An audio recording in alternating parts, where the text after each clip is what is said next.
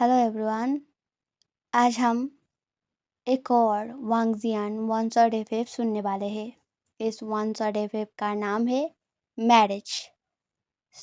चलो शुरू करते हैं आज का वन शॉट। एक घने जंगल के अंदर एक छोटे से चमकीला पत्थर के आगे हाथ जोड़ के बैठा हुआ एक मिडिल एज वोमैन, जो कि और कोई नहीं मिसेस लैन था। वो दुआ करते हुए बोलता है, दया कीजिए प्लीज़, मेरे दोनों बेटे का जल्दी शादी करवा दीजिए। दो अच्छा खासा ओमेगा मिलवा दीजिए जिन पर उन दोनों का मन आ जाए। प्लीज़ दया कीजिए मुझ पे। मिसेस लैन ऐसा बोल ही रहा था, तभी पास खड़ा उनका क्लासमेट घबराहट के साथ बोलता है, मैडम प्लीज़ जल्दी कीजिए, हमें यहाँ से जल्दी निकलना चाहिए वरना कोई जंगली जानवर आ जाएगा। आपने साथ किसी बॉडीगार्ड को भी आने से मना कर दिया। अब अगर ये खबर हमारे यंग मास्टर्स को पता चल गए तो बहुत बुरा होगा। प्लीज़ मैडम जल्दी कीजिए।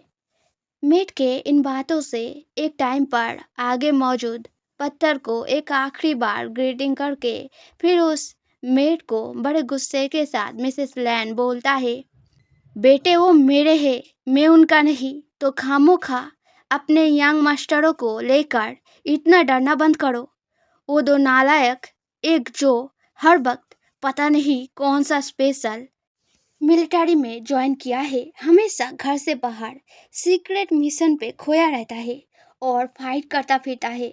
और दूसरा उससे बड़ा जो है मेरा बड़ा बेटा, जो कि फैमिली बिजनेस को आगे बढ़ाने के चक्कर में घर परिवार को भुलाकर कंपनी और मीटिंग रूम को ही अपना घर बार बना लिया है। उन दोनों के कानों तक मेरा एक खबर पहुंचेगा तो फिर तो एक चमत्कार हो गया है मानना होगा। उन दोनों का शादी का उम्र कब का निकल चुका है, पर अब तक उसके इर्द गिर्द भी नहीं पहुंचे वो दोनों। कितना मिन्नतें किया उन दोनों से भी और सारे मंदिरों में भी, पर कोई फायदा नहीं हुआ। कौन सा अल्फा इतने दिनों तक खुद को ऐसे संभाल लेता है। अगर मैं उन दोनों को नहीं देखता तो तो शायद मुझे इस बारे में विश्वास ही नहीं होता। मैंने कितने सारे ओमेगाओं को उनके पास भेजा, पर उनका रिएक्शन स्टिल जैसे का वैसा ही कोल्ड रहा। एक ओमेगा फ्रेग्रेंस के आगे कोई अल्फा इतना शांत कैसे रह सकता है। तुम बोल सकते हो मुझे, मेरे एक फ्रेंड से मुझे इस चमत्कारी जगह का पता चला है। मैं मजबूर होकर आया हूँ यहाँ एक आखिरी उम्मीद लेकर। अब बस उन दोनों को उनका सही ओमेगा मिल जाए और मेरे गोद में कम से कम 2 ग्रैंड चाइल्ड आ जाए, यही दुआ है मेरा। मिसेस लन ऐसा सब बातें बोलते हुए मेट के साथ उस घने जंगल से बाहर की तरफ निकल रहा था। वही दूसरी ओर एक टूटे फूटे छोटे से घर के अंदर टेबल पर बैठा एक अल्फा शराब पिए जा रहा था और चीखते चीखते गुस्सा करते हुए बोले जा रहा था, धोखेबाज कहीं का, शादी के पहले अगर मुझे पता होता तो मैं तेरे चिकनी चोपड़ी बातें और इस झोपड़े जैसे घर और जायदाद के चक्कर में थोड़ी ना पड़ता। सोचा था ओमेगा है तू, पर आखिर में एक बीटा निकला। जब से समझा ये चीज, तब से ये शराब तुझसे ज्यादा प्यारा हो गया। कम से कम इसका एक अलग टेस्ट है, पर तेरा मुझे घिन आता है। तेरा शक्ल और तेरे सब कुछ से मुझे घिन आता है, समझा। फिर भी तुझे छोड़ा नहीं। शुक्र मना, अभी भी यहाँ बैठे बैठे तुझे और तेरे ओमेगा भाई को प्रोटेक्ट किए जा रहा हूँ, और तू मेरे शराब का छोटा मोटा रकम चुकाने को इतराता है। तुझे तो मैं उतना बोलकर ही वो अल्फा अपने हाथ में पकड़ा भरा हुआ शराब के बोतल को जोर से नीचे फेंक के मारता है। शराब बनकाच का टुकड़ा पूरे फ्लोर पे बिखर जाता है। इस आवाज से थोड़े दूर खड़ा हुआ बेइंग, जो कि हमारे बीटा जंक्शा का ओमेगा भाई था, वो डर के मारे चीख के उठता है। उसका चीख सुनकर किचन में खाना पकाता हुआ जंक्शा वरिड होकर दौड़ते हुए वहां आकर पहुंचता है। जंगछा बेंग को बाहों में हक करते हुए बोलता है, क्या हुआ बेंग? तू ऐसे चीखा क्यों? किससे डर गया इतना? मुझे बता। बेंग रोते कांपते हुए आगे की तरफ उंगली दिखा देता है। जंगछा एक गहरा साय करके अपने अल्फा हस्बैंड, जो कि एक लव मैरिज था, एंड शादी के बाद ही जंगछा को पता चला कि उसने जिस पर्सन पर भरोसा और प्यार किया था वो उन सब का बिल्कुल भी लायक नहीं, पर शादी हो जाने के वजह से अभी भी उसे झेले जा रहा है। जंगछा अब उसके पास जाके गुस्से के साथ चीख कर बोलता है, बहुत हो गया तुम्हारा। पता है ये सब चीजें अब कितने महंगे हो गए हैं? तुम हर दिन ऐसे ही एक सिप पीकर ऐसे एक एक बोतल तोड़ते रहोगे और वापस से मुझे मांगने आओगे तो कैसे चलेगा? खुद कुछ कमाते तो नहीं हो, ऊपर से मैं और मेरा भाई जो कमाते हैं वो सब ऐसे उड़ा देते हो। अब और ये सब नहीं झेलूंगा मैं। अब या तो तुम ये सब चाय पास पीना बंद करो, या तो फिर मैं हमारे विलेज मुखिया के पास जाकर। जंगछा ने यही तक कहा था कि तभी वो अल्फा उठ खड़ा होकर जंगछा के गाल पे एक जोर का थप्पड़ लगाकर बोलता है, क्या करेगा? हाँ, मेरा शिकायत करेगा? किस हक से? जो धोखा तूने मेरे साथ किया है उसका क्या होगा? तो फिर अगर मैं विलेज के सभी को तेरा ये धोखे वाले बात बता दूं तो तब क्या होगा? क्या वो लोग तुझे गांव में रहने देंगे? निकल फेंकेंगे नहीं? जंगछा अपने लाल हो उठे चीक पर हाथ रख के क्राइंग वॉइस में बोलता है, धोखा? कौन से धोखे की बात कर रहे हो तुम? मैंने तुम्हें कितनी बार तो मेरा जेंडर वाला बात बताना चाहा, पर तुम नहीं सुने। तुमने बोला तुम्हें मुझसे प्यार है, मेरे जेंडर से नहीं।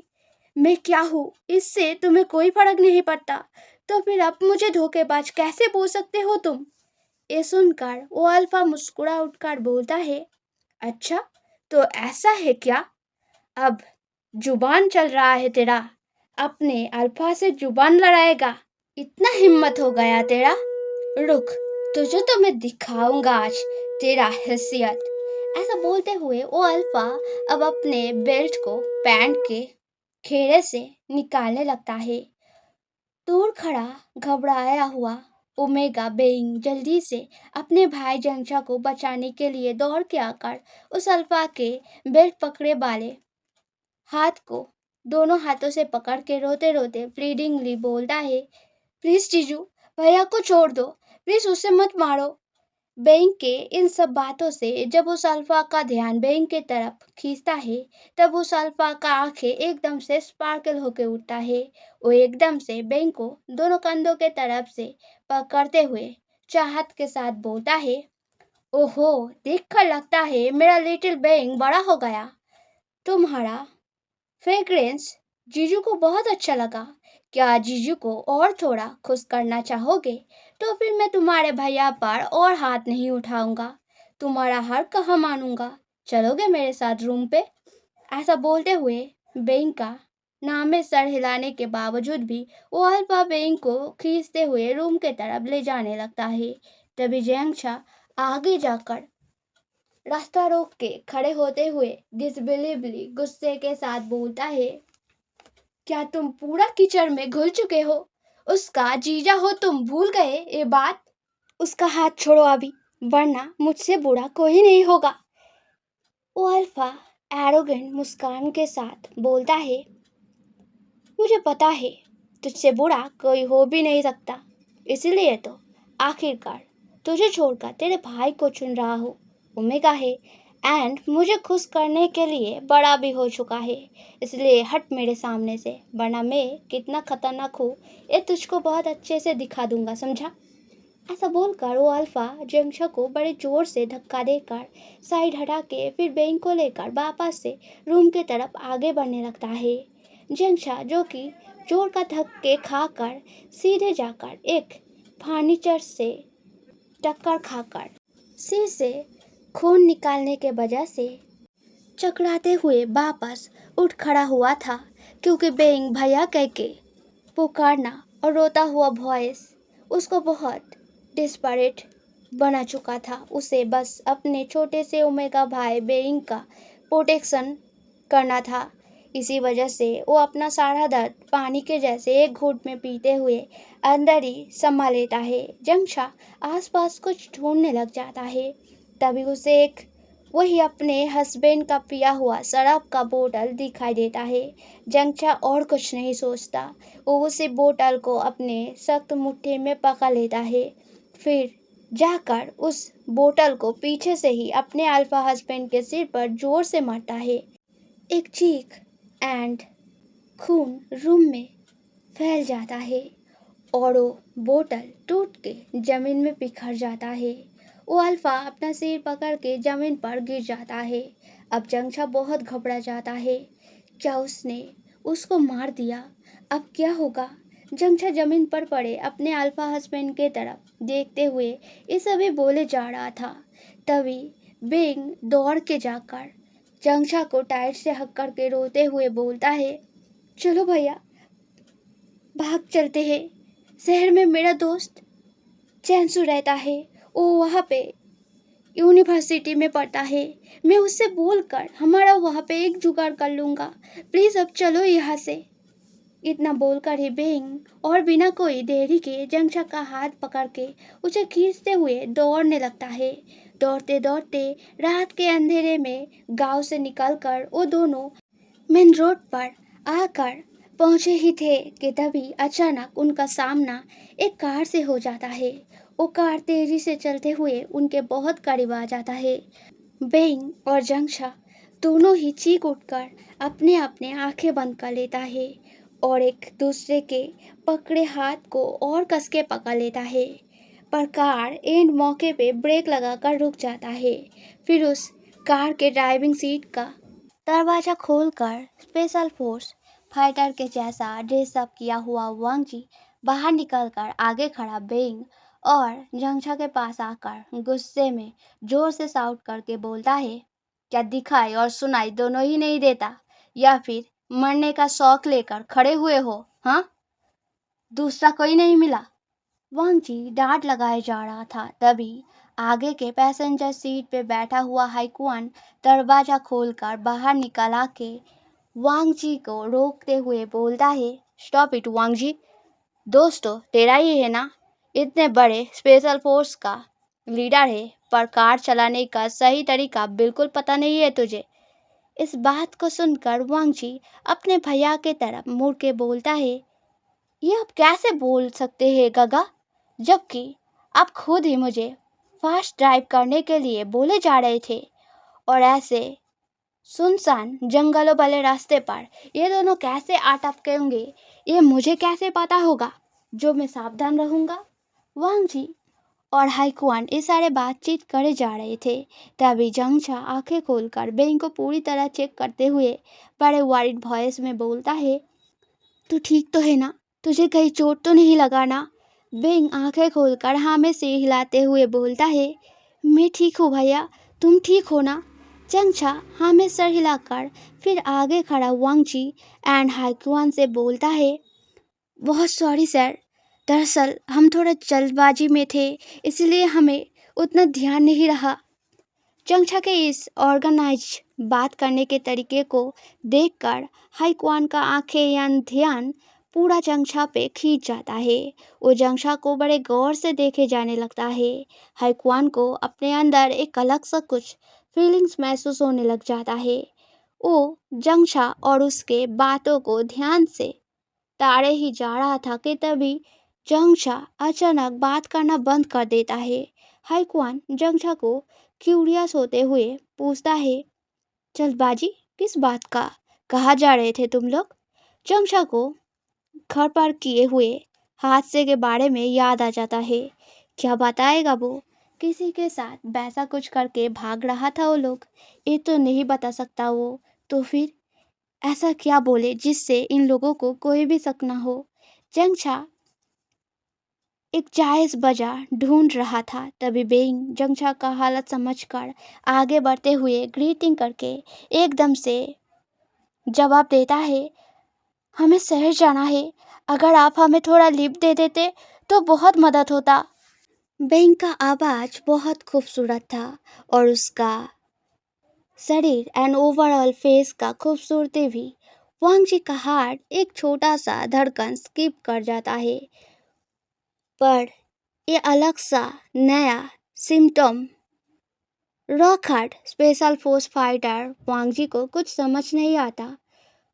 वो बल्कि थोड़ा बहुत इरिटेट होते हुए बोलता है, क्यों इतने रात को ऐसे भागते भगाते शहर जाने का जल्दी क्यों है?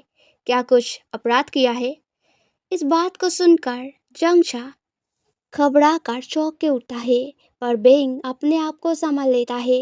वो वांग जी के तरफ हल्के गुस्सेल स्टेयर देकर फिर हाइक्वान की तरफ देख के पाउटी सा क्यूट फेस बनाकर बोलता है, प्लीज सर, हमारा थोड़ा मदद कर दीजिए।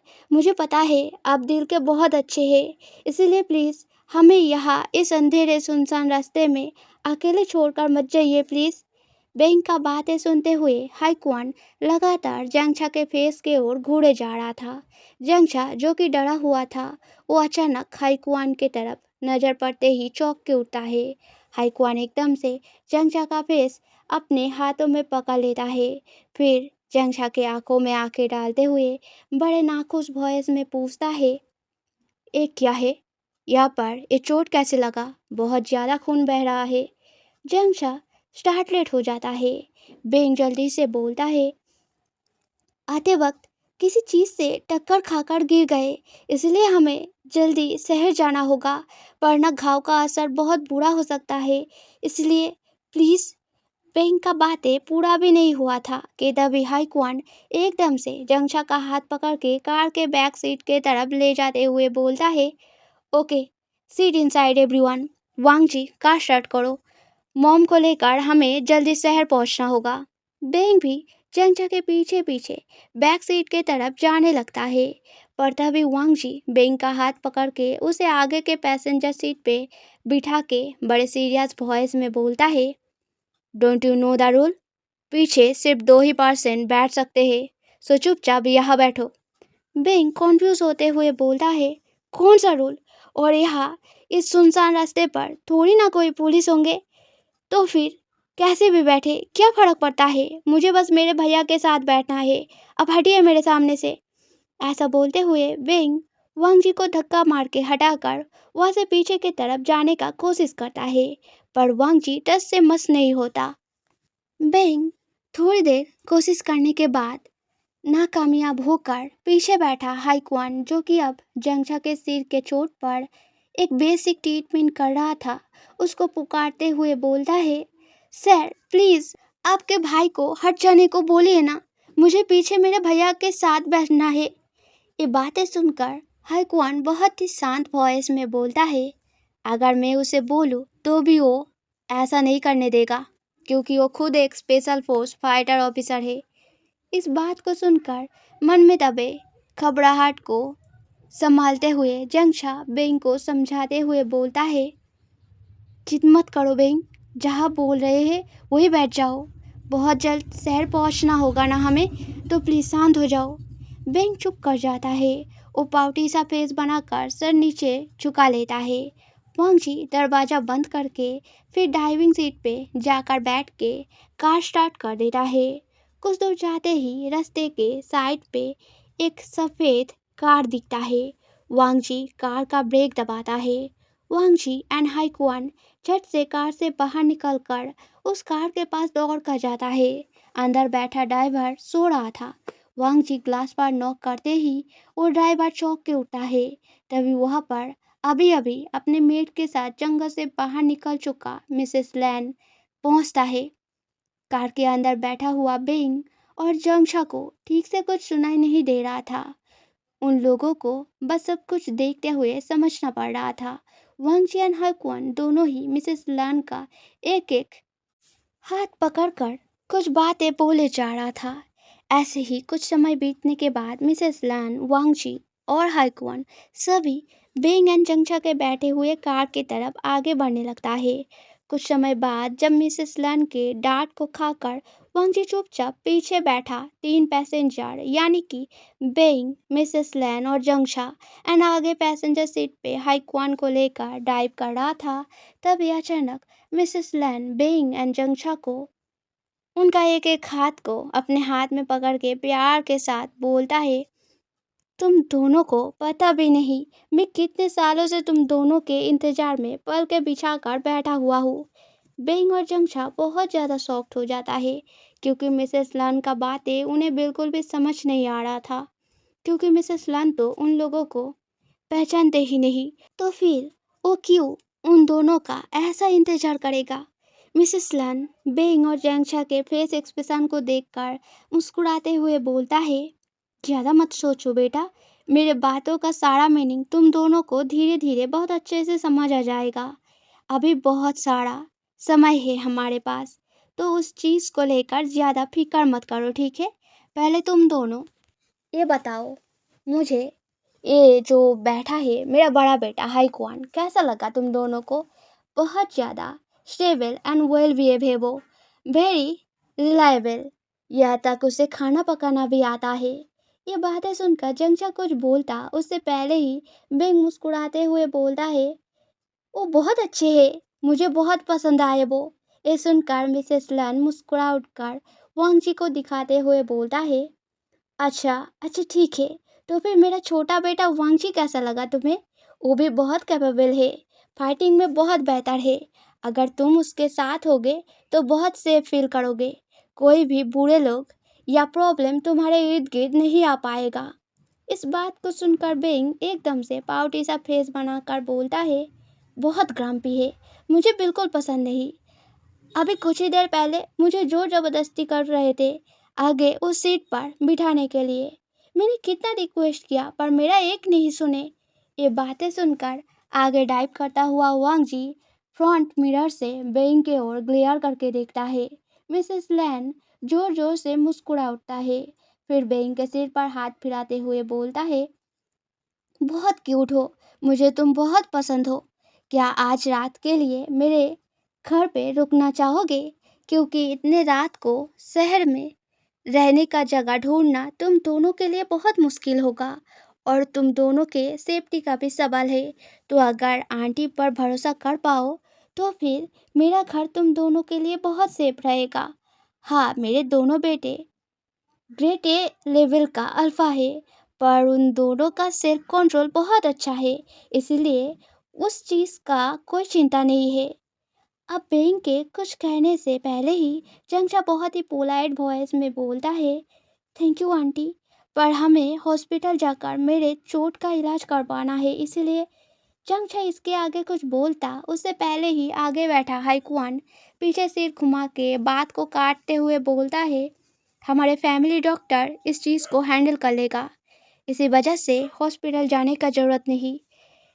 इस अचानक इंटरफेरेंस को देखकर मिसेस लैन पहले बहुत ज़्यादा सरप्राइज हो जाता है, फिर बाद में मुस्कुराते हुए हाँ में सर हिलाकर जंगछा के हाथ को हाथ में लेकर थपथपाते हुए बोलता है, हाँ हाँ बिल्कुल सही कहा मेरे बेटे ने, अब प्लीज़ और ना मत कहो बेटा, मुझे तुम दोनों बहुत पसंद आए हो, पता है सारा जीवन के लिए रोक कर नहीं रख सकता, पर एक रात तो मांग ही सकता हूँ ना, प्लीज़ बेटा। वेल मैनर्स चंगशा मजबूरन हाँ में सर हिला देता है। इस चीज़ को देखकर बेंग भी मुस्कुरा उठता है। जब कार लान हाउस पे पहुंचता है, जो कि एक बड़े से महल जैसा था, कार से निकलते वक्त इस चीज़ को देखते हुए अमेज हो उठकर बेंग जंगशा का हाथ टाइट से हक करके धीमी से बोलता है, क्या ये महल इन लोगों का घर है, क्या ये लोग इतने रिच है, या फिर सारा कुछ मेरे आंखों का धोखा है। क्या तुमको भी ये हाउस महल जैसा ही दिखाई दे रहा है भैया। चंगशा बेंग को जल्दी से चुप कराते हुए बोलता है, हाँ ऐसा ही कुछ है, अब तुम प्लीज़ चुप करो थोड़ा, वरना वो लोग सुन लेंगे। चंगशा ये बात बोल ही रहा था तभी मिसेस लैन उन दोनों का हाथ पकड़ के उस महल जैसे घर के अंदर के तरफ जाते हुए बोलता है, अंदर से सब कुछ और भी अच्छा है, चलो जल्दी से अंदर चलते हैं। रात को अपने कमरे में बिस्तर पर आधे लेटे आधे सोए वांग जी अपने फोन में कुछ स्क्रॉल करते हुए अचानक बेंग का बातें और मुस्कान से भरी फेस एक्सप्रेशन याद करने लगता है। तभी अचानक वांग जी को अपने शरीर में कुछ अजीब सा फीलिंग्स एंड सिम्टम्स नोटिस होने लग जाता है। स्पेशल फोर्स ऑफिसर वांग जी झट से उठ बैठकर अपने आसपास नजरें घुमाने लग जाता है। उनको कुछ दूर एक एरोमा कैंडल दिखता है। वांग जी अपने शर्ट का एक बटन खोल देता है। असर और बुरा हो उठे उससे पहले ही वांग जी जल्दी से उस कैंडल को लेकर बाथरूम के अंदर जाके उस कैंडल को बेसिन में फेंक के पानी खोल देता है। फिर बड़े इरिटेशन के साथ कैंडल की ओर देखते हुए बोलता है, हमेशा का वही एक ही ट्रिक मॉम, मुझे पता नहीं आप ये सब कब बंद करेंगे। ऐसा बोलकर वांग जी उस बाथरूम से बाहर निकला ही था कि तभी वांग जी के रूम के दरवाजे पर कोई नॉक करता है। वांग जी ऑलरेडी पूरे कमरे में फैल चुके एरोमा के वजह से अपने शर्ट और उसके स्लीप के बटनों को खोलते हुए चिड़चिड़ा होते हुए दरवाजा खोलकर गुस्से के साथ बोलता है, क्या चाहिए हाँ? मुझे अभी डिस्टर्ब होने का मूड नहीं है, तो गेट आउट प्लीज। दरवाजे पर पानी का ग्लास हाथ में पकड़ा बेंग पाउट करते हुए बोलता है, मुझे भी शौक नहीं है आपको डिस्टर्ब करने का। आंटी ने आपको ये पानी दे जाने को बोला इसलिए बेंग यही तक कह पाया था। तभी ऐसे सिचुएशन पे अचानक बेंग का वॉइस एंड ओमेगा सेंट से पूरा ट्रिगर हिट होकर ओवर कंट्रोल होते हुए वांग जी सीधे बेंग का हाथ पकड़ के उसे कमरे के अंदर खींच लेता है। फिर बंद दरवाजे पर ही लेन कड़ा के बेंग के होठों पर बहुत तेज किस करने लग जाता है। बेंग बहुत चौंक जाता है और छुटकारा पाने का पूरा कोशिश करता है, पर बहुत जल्द वो भी कमरे में फैले एरोमा और एक बहुत ही सेंसिटिव ओमेगा होने के नाते वांग जी के अल्फा सेंट से काबू हो जाता है। वांग जी किस करते हुए ही एक समय पे बेइंग को गोद में उठा लेता है। फिर बिस्तर पे जाकर बेइंग और अपने आप को पूरी तरह बिन कपड़ों के करते हुए धीरे धीरे सारे प्रोसेसिंग से जाते हुए बेइंग का अल्फा बन जाता है। वांग जी बेइंग को पूरी रात नहीं छोड़ता। वो सब करते टाइम बेइंग का रोने से लेकर वांग जी को जकड़ना सबके सब कुछ वांग जी को और भी इन सब कुछ में डूब जाने का उकसावा दे रहा था। दूसरे दिन सुबह जब लिटिल बिट पल के झपकाहट भरी नींद को साइड मोड़ने की कोशिश में दर्द महसूस करके तोड़कर बेइंग अपना आंखें खोलता है, तब वांग जी और अपने आप को वैसे बिस्तर पे एक साथ बिन कपड़ों के और जमीन पर फैला कपड़ों को देखकर बेंग स्टार्टलेट हो जाता है। वांग जी उसको टाइट से बाहों में जकड़ के सो रहा था। बेंग ज्यादा कुछ ना सोच के जल्दी जल्दी में वांग जी के हाथ को छुड़ाकर वहां से उठने का कोशिश करने जाता है, पर तभी थोड़ा सा खोल चुका हक वापस से टाइट करते हुए वांग जी बेंग को दोबारा अपने पास खींच लेता है। अब की बार बेंग दर्द में चीख के उठता है। वांग जी एक झटके में अपना आंखें खोलता है। स्पेशल फोर्स ऑफिसर वांग जी कुछ ही सेकंड में सारे इंसिडेंट का अंदाजा लगा लेता है, जिस वजह से वांग जी के कुछ पल का सॉफ्ट नजरे एकदम से बड़े सीरियस कोल्ड गेज में बदल जाता है। वांग जी भेड़ी शांत वॉइस में बोलता है, जो भी हुआ है बाय मिस्टेक हुआ है। इन सब के पीछे मेरा कोई मोटिव नहीं था, इसलिए प्लीज़ मेरे गले पड़ने के बारे में भूल जाओ। ऐसा कुछ ख्याल भी अपने मन में मत लाना, बिकॉज मुझे मैरिज और इन सब रिश्तों में फंसने का कोई शौक बिल्कुल नहीं है। I have my duty and work, और मुझे मेरा सारा लाइफ उसी में गुजरना है, तो प्लीज़ इन सब के बीच आने का कोशिश मत करना। I hope you understand what I mean to say, right? इन सभी बातों को सुनकर थोड़ा सा सैड हो चुका बेंग जल्दी से वांग जी के हाथ को छुड़ाने की कोशिश करते हुए एनॉयड होकर बोलता है, हाँ तो मुझे कौन सा शौक है आपके साथ फंसने का? मैं भी मेरे लाइफ में बहुत ज़्यादा खुश हूँ और मेरा एक बॉयफ्रेंड भी है, तो ऐसा कुछ होना ख्वाबों में भी पॉसिबल नहीं है, समझे? अब छोड़िए मुझे प्लीज़। इतना बोलकर ही वांग जी के पकड़ा हुआ हाथ में बेंग एक जोर का थप्पड़ मारता है। वांग जी अपना हाथ बेंग के शरीर से हटाकर दूसरी तरफ मुंह फिराते हुए बोलता है, good to hear that. I hope तुम्हारा ये इरादा हमेशा बरकरार रहेगा। वांग जी का ये बातें सुनकर उठ खड़ा होकर अपना कपड़े पहनता हुआ बेइंग एक बार गुस्से में वांग जी की ओर देख के फिर बड़े तेजी से चलते हुए उस रूम से बाहर निकल जाता है। बेइंग के बाहर निकलते न निकलते ही उसका सामना उसका भैया जंगछा से हो जाता है। दोनों ही इस अचानक आमना सामना से बहुत चौंक जाता है। फिर जंगछा झट से बेंग को अपने पास खींचकर उसे कंधों से पकड़ के झकाते हुए वॉरिड होकर बोलता है, कहा था तू कल सारा रात मैं कितना चिंता कर रहा था, कमरे में क्यों नहीं लौटा। जंगछा और भी कुछ पूछता उससे पहले ही बेंग प्लीडिंगली बड़े क्यूट वॉइस में बोलता है, कुछ नहीं भैया, मैं बस कुछ काम में फंस गया था, आंटी का काम। मैं बाद में तुमको सब कुछ खुल के बताऊंगा।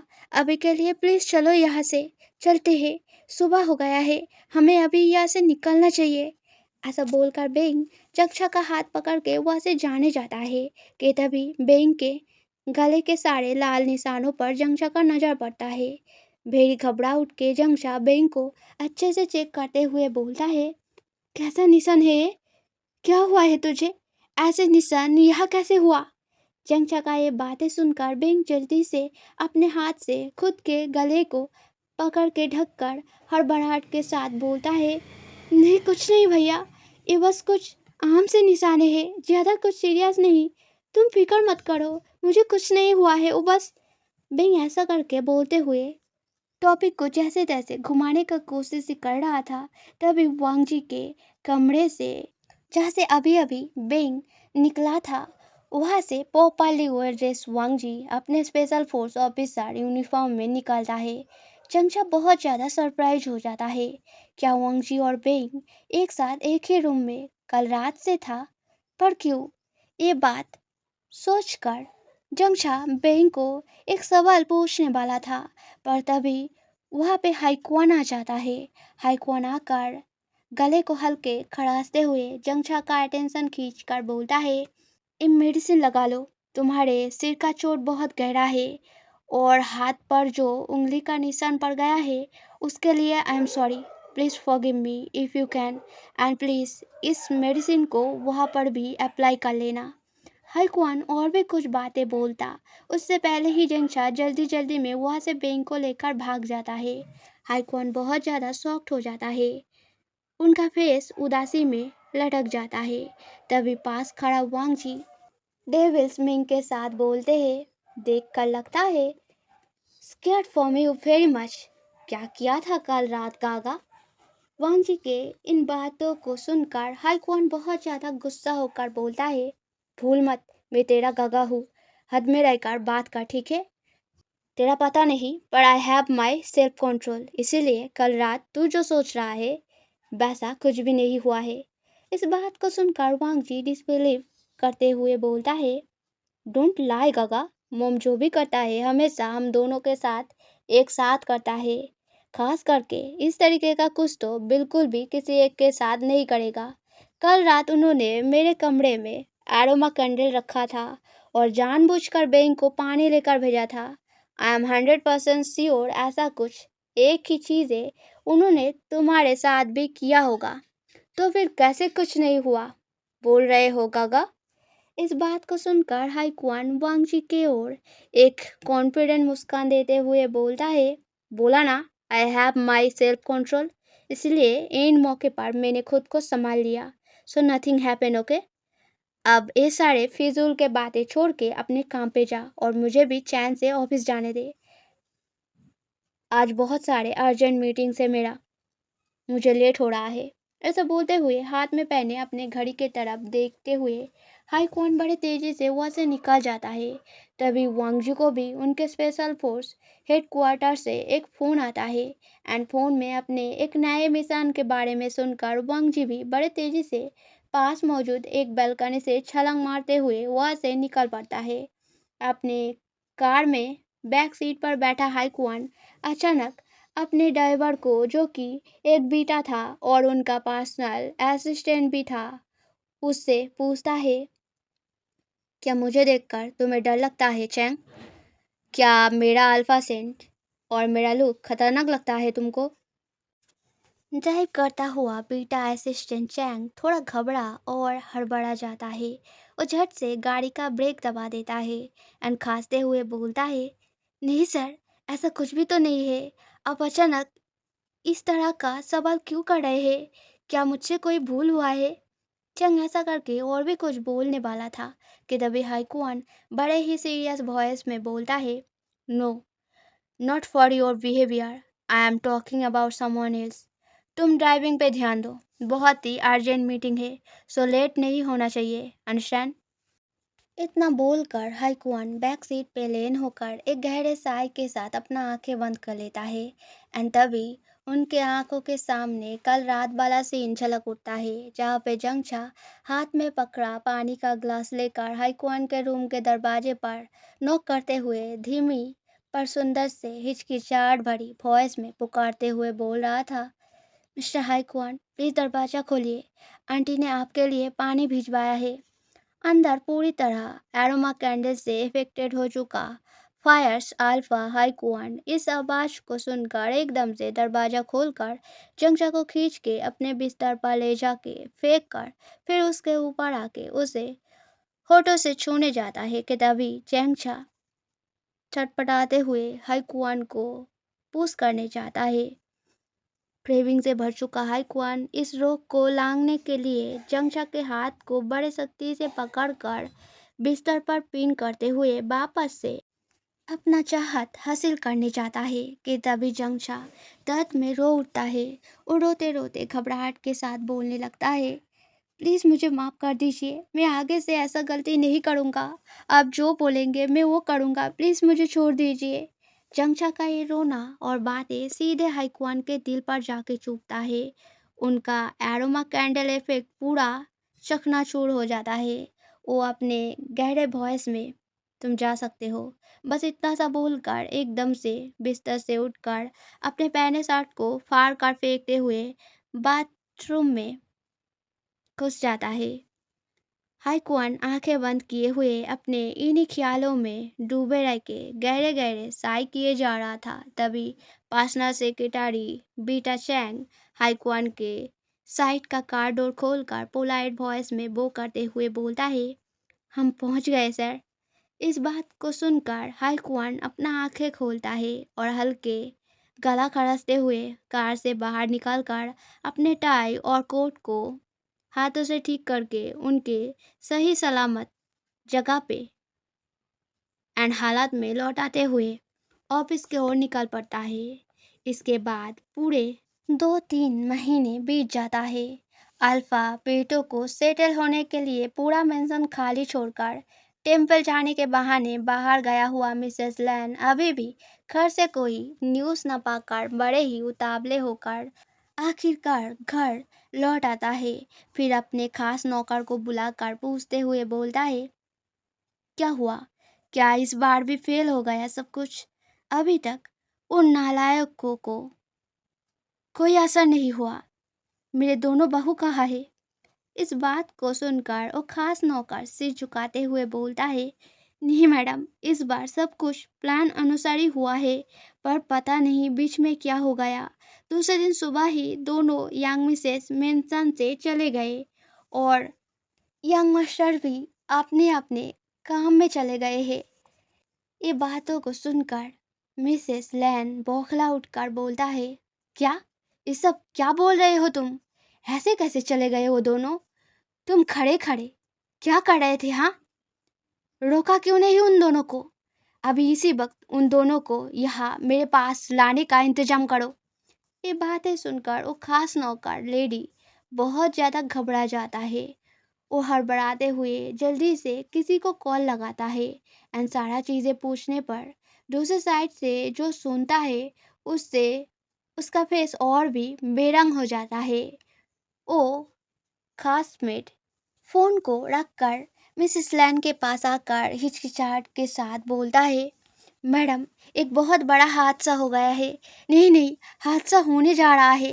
इस बात को और नौका लेडी के फेस का एक्सप्रेशन देख के मिसेस लैन बहुत ज़्यादा कॉन्फ्यूज हो जाता है। वो धमक लगाकर बोलता है, क्या बोलना चाहते हो तुम? सीधे सीधे क्यों नहीं बताते? मिसेस लैन के धमक खाकर वो मेड लेडी चौंक उठकर माफ़ी मांगते हुए बार बार वो करते करते बोलता है, मैडम, छोटे यंग मिसेस पेट से है। और मेड लेडी आगे कुछ बोलता उससे पहले ही मिसेस लैन सरप्राइजनेस में झूम उठकर उसे टोकते हुए बोलता है, ये तो बहुत खुशी का बात है और तुम इसे हादसा बोल रहे हो। तुम्हारा दिमागी हालत सही नहीं है क्या? मिसेस लैन और डांट लगाते उससे पहले ही नौका लेडी हड़बड़ी में पूरा बात खत्म करते हुए बोलता है, नहीं मैडम, हादसा ये नहीं है। हादसा तो होने जा रहा है। छोटे यंग मिसेस बच्चे को नष्ट करने जा रहा है। अभी अभी वो हॉस्पिटल पहुंचे हैं ये चीज़ करवाने के लिए। अब मिसेस लैन गुस्से में चीख उठता है। वो मेड पर गुस्सा करते हुए बोलता है, क्या? ये सब क्या बोल रहे हो तुम? इतना बड़ा कुछ होने जा रहा है और तुम यहाँ नाटक करके समय बर्बाद कर रहे हो। फोन लाओ मेरा जल्दी। मेड दौड़ के जाता है और मिसेस लैन का फ़ोन लेकर वापस आता है। मिसेस लैन अपने छोटे बेटे वांगजी को फ़ोन लगाता है। अभी अभी अपना एक अर्जेंट मिशन ख़त्म करके अपने फोर्स के साथ हेड क्वार्टर्स की तरफ लौटता वांगजी मॉम का कॉल आया है देखकर कॉल को तुरंत रिसीव कर लेता है। वांगजी हेलो भी नहीं बोल पाता उससे पहले ही दूसरे ओर से मिसेस लैन गुस्से में चीखते हुए बोलता है, नालायक, तेरे वजह से मेरा ग्रैंडचाइल्ड मरने जा रहा है और तू अपने बकवास मिशन पे टाइम बर्बाद कर रहा है। अपने ओमेगा और बच्चे का रिस्पॉन्सिबिलिटी इस तरह निगलेक्ट करेगा? क्या ऐसा नालायक कार अल्फा पैदा किया है मैंने? इतने से जिम्मेदारी हैंडल करना नहीं आता तुझे? हाँ? मिसेस लैन ऐसे बके जा रहा था तभी वांगजी उनको शांत कराते हुए बोलता है, मॉम प्लीज़ बी रिलैक्स। आप क्या बोल रहे हैं मुझे कुछ भी ठीक से समझ नहीं आ रहा है।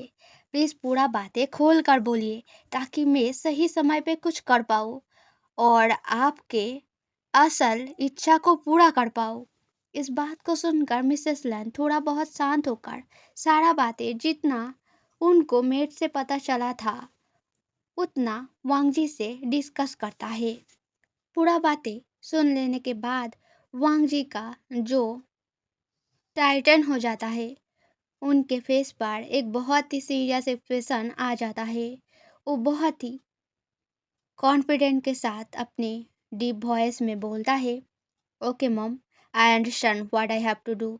आप फिक्र मत कीजिए, आपका बहू और ग्रैंड चाइल्ड दोनों ही सही सलामत 1 घंटे के अंदर अंदर आपके सामने होगा। इतना बोलकर वांगजी कॉल को काट देता है। फिर अपने फोर्स को 2-3 काम का ऑर्डर देकर अपने कार में बैठकर तेजी से ड्राइव करके वहाँ से निकल जाता है। दूसरे साइड पे बेइंग जो कि ना चाहते हुए भी अपने पेट के बच्चे को नष्ट करने के लिए हॉस्पिटल बेड पर ऑपरेशन कपड़ा पहन के सोया हुआ था, वो बार बार आंखें बंद किए हुए अपने मन में माफ़ी मांगते हुए चीख चीख कर बोल रहा था, मुझे माफ़ कर देना बेबी, मम्मा तुमको रख नहीं पाया। मैं तुम्हें कोई अपाहिज लाचार जिंदगी नहीं देना चाहता, इसलिए मुझे सख्त कदम लेना ही पड़ रहा है। हो सके तो मम्मा पर नाराज मत होना और फिर लौट आना मेरे पास जब मैं पूरी तरह तैयार होऊंगा। बेंग ऐसे सभी बातें सोचे जा रहा था तभी ऑपरेशन रूम का मेन दरवाजा धड़म से तोड़कर वांगजी अंदर घुस आता है। बेंग के साथ साथ ऑलमोस्ट शुरू करने ही जाता ऑपरेशन इक्विपमेंट हाथ में लिए खड़ा डॉक्टर्स और नर्स सभी बहुत ज़्यादा चौंक जाते हैं। आंखें खुल चुका बेंग जब वांगजी का फेस देखता है तब वो उठ बैठकर बड़े ही गुस्से के साथ बोलता है, क्या खड़े हैं आप यहाँ पे? फिर से मेरा सारा लाइफ उलट पुलट करने आए हैं ना? आपकी वजह से आज मुझे ऐसा कोई काम करना पड़ रहा है, फिर भी आपको चैन नहीं मिला। फिर से आ गए मेरे जिंदगी में दखल देने। क्यों आए हैं यहाँ पे बताइए? बेंग ऐसा बोलते हुए वांगजी को कोसे जा रहा था तभी एक टाइम पे वांगजी सीधे बेंग को अपने करीब खींचकर उसे कमर से जकड़ते हुए ग्लेयर देकर बोलता है, किससे परमिशन लेकर मेरे बच्चे को मारने आए थे तुम? बेंग थोड़ा घबरा जाता है, पर फिर छटपट करते हुए वांगजी के हाथ को कमर से हटाने की कोशिश में गुस्से के साथ बोलता है, तो क्या करता मैं? उसे इस दुनिया में लाकर उसको एक अपाहिज लाचार जीवन सौंप देता। एक माँ होकर अपने बच्चे के साथ कुछ ऐसा करने को बोल रहे हो मुझे, ताकि वो मरते दम तक मुझे कोसते जाए? इस बात को सुनकर वांगजी बड़े ही सीरियस वॉइस में बोलता है, बच्चा मेरा है, सो उसका लाइफ भी मैं डिसाइड करूंगा। And what? अपाहिज जीवन के लिए बोल रहे हो तुम? My child is completely fine and healthy. Here is the real report. Just look at this carefully and then talk to me, okay?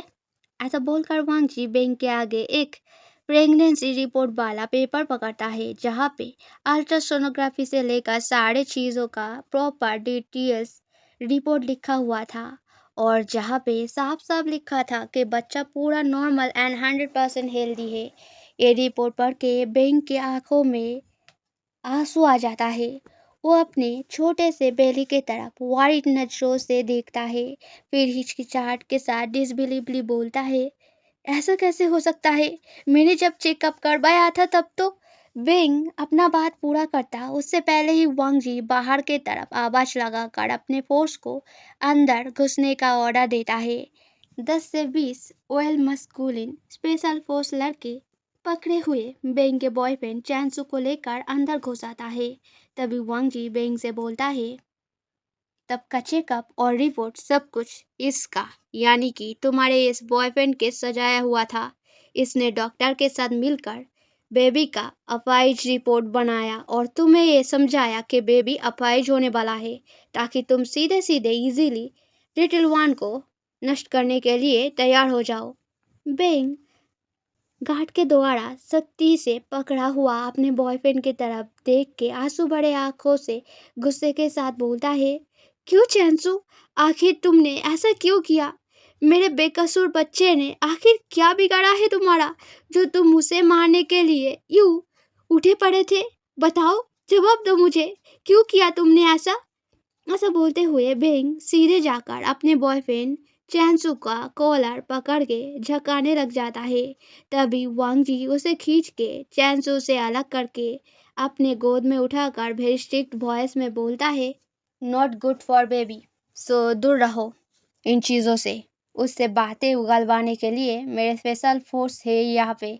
तुम बस मेरे साथ घर चलो, समझे? इतना बोलते ना बोलते ही बेंग का बॉयफ्रेंड मुस्कुरा उठकर बोलता है, किस हक से, किस हक से मुझ पर गुस्सा हो रहे हो तुम? मेरा पार्टनर होकर भी तुमने एक दूसरे अल्फा के साथ रात बिता लिया, उसका मार्क ओमेगा बन गया, और ऊपर से उसका बच्चा भी पालने के ख्वाब लेकर मेरे पास चले आए। मैंने बोला तुम्हें कुछ नहीं ना? एक्सेप्ट कर लिया तुमको। तुम्हारे खुशी के लिए मैंने मान लिया सब कुछ, और तुम बस इतने से चीज़ से बौखला गए। तुम्हारे ऊपर मैं कभी भी गुस्सा नहीं होना चाहता था, इसीलिए इस बच्चे को, जो शायद एक दिन मेरे गुस्से का कारण बन सकता था, क्योंकि उसे देखते ही मुझे तुम्हारे चीटिंग के बारे में याद आ जाता, इसीलिए मैंने उसे मिटाने का सोचा। क्या गलत किया कुछ मैंने? क्या अभी भी मुझे उतना ही बुरा सोचोगे तुम बेइंग? इन बातों को सुनकर बेंग का फेस उदास हो जाता है। सच में उसने जो किया उसको तो चीटिंग ही बोलेंगे ना सभी, पर उसने तो कुछ जानबूझकर नहीं किया। सिचुएशन और हालत के मजबूर में कैसे न जानो। बेंग ये सभी सोचते हुए आंसू बहाने लगता है। बेंग का आंसू वांगजी के चीख पर जाके गिरता है। वांगजी अब गुस्से में ग्लेयर देते हुए फोन पर एक पिक्चर ओपन करके बोलता है, इसके लिए आंसू बहा रहे हो तुम? पिछले 3 साल से तुम्हारा ये बॉयफ्रेंड इस ओमेगा कॉलेज गर्ल के साथ स्लीप ओवर रिश्ते में है। अभी भी लग रहा है बुरा उसके लिए, या फिर भरोसा और प्यार इतना मजबूत है उसके लिए कि सिर्फ तस्वीर देखकर यकीन नहीं हो रहा है? बोलो तो तुम्हारे प्रीसियस भरोसे के लिए सीधे उस लड़की को यहाँ बुला लूं। बेंग रोते हुए वांग जी के गले को हक करके कटे कटे वॉइस में बोलता है, नहीं, जरूरत नहीं है मुझे, प्लीज यहाँ से ले चलो, मुझे मेरे भैया के पास जाना है, वो शायद अभी उनके काम पे। बेंग और कुछ बोलता उससे पहले ही वांग जी अपने गार्ड को बेंग के बॉयफ्रेंड को लेकर जाने का ऑर्डर देकर फिर खुद भी गोद में लिया। बेंग को लेकर हॉस्पिटल के बाहर के तरफ चलते हुए इमोशनलेसली बोलता है, सीधे घर जा रहे हैं हम, और कहीं नहीं, अंडरस्टैंड। बेंग मना करते हुए बहुत कुछ बोलता रहता है पर कोई फायदा नहीं होता। वांग जी सीधे मेंशन जाकर बेंग को अपने गोद से उतार के सोफे पर बिठाकर अपने मोम से बोलता है, लो, कर दिया जो कहा था आपने, now I can go on my walk, right. इतना बोलकर वांग जी पीछे मुड़कर चले ही जाने वाला था कि तभी मिसेस लन साउट करके बोलता है, जहाँ हो वहीं खड़े हो जाओ, जब तक शादी नहीं हो जाता तब तक एक कदम भी घर से बाहर मत निकलना, समझे, वरना। इस बात को सुनकर वांग जी पीछे मुड़कर एनॉयड होकर बोलता है, stop fooling around mom, what शादी आर यू टॉकिंग अबाउट, और उसके लिए मुझे मेरा काम बंद रखना होगा। क्या कुछ बोल रहे हो? आपको कुछ समझ भी आ रहा है या फिर ऐसे ही बोल रहे हो? आप मेरा मॉम है, इसीलिए आप जो चाहेंगे वो मैं ज़रूर करूँगा, पर तब तक, जब तक मेरे हैसियत से बाहर का कुछ आप ना बोलो तो प्लीज़। इतना बोलकर वांग जी अपना हाथ जोड़ता है। तभी मिसेस लैन नाम में सर हिलाते हुए बोलता है, नहीं बेटा, हाथ जोड़ने से बिल्कुल काम नहीं बनेगा। बहू और बच्चे को उनका सही सम्मान दिलाए बगैर मैं चैन नहीं लूँगा, इसलिए चुपचाप शादी के लिए हाँ कर दो, ठीक है? इसी में तुम्हारा भलाई है। अब इस बात को सुनकर वांग जी साइड आई से एक बार सोफे पर बैठा बेंग को देखकर फिर नरम वॉइस में बोलता है, शादी के लिए मैंने मना नहीं किया है मॉम, अगर बेंग हाँ कहे तो मुझे भी कोई प्रॉब्लम नहीं है, पर उसके लिए मैं मेरे काम को नेग्लेक्ट नहीं करने वाला। आई होप यू अंडरस्टैंड। इतना बोल के ही वांग जी वहाँ से चला जाता है। मिसेस लैन एक बार गहरा सांस छोड़कर फिर बेंग के पास जाके बैठकर प्यार भरे वॉइस में समझाते हुए बोलता है, देखो बेंग बेटा, बच्चे और तुम्हारे लिए ये शादी बहुत ज़रूरी है, तो प्लीज़ इससे इनकार मत करो, मान जाओ शादी के लिए, ठीक है। बेंग कुछ समझते हुए चुपचाप हाँ में सर हिलाते हुए बोलता है, ठीक है आंटी, पर मैं मेरे भैया को छोड़कर यहाँ नहीं रह पाऊँगा। बचपन से लेकर आज तक मैं हमेशा से मेरे भैया के साथ रहता आ रहा हूँ, तो इसीलिए मैं तभी यहाँ रहूँगा जब मेरा भैया। बेंग को थमाते हुए मिसेस लैन मुस्कान के साथ बोलता है, ठीक है बेटा, मैं समझ गया, और ये तो बड़ी खुशी की बात है। इसी बहाने मेरा दूसरा बेटा भी आसानी से सेटल हो जाएगा। इतना बोलकर ही मिसेस लैन थोड़ा सा खास उठकर अपने मुंह फिसल के बोले गए बात को ढकते हुए बोलता है, नहीं, मैं बोल रहा था कि तुम फिक्र मत करो बेटा, मैं अभी किसी को भेजता हूँ तुम्हारे भैया को ले आने के लिए, और प्लीज़ बेटा, अब से मुझे मोम कह के पुकारना, मुझे अच्छा लगेगा बहुत।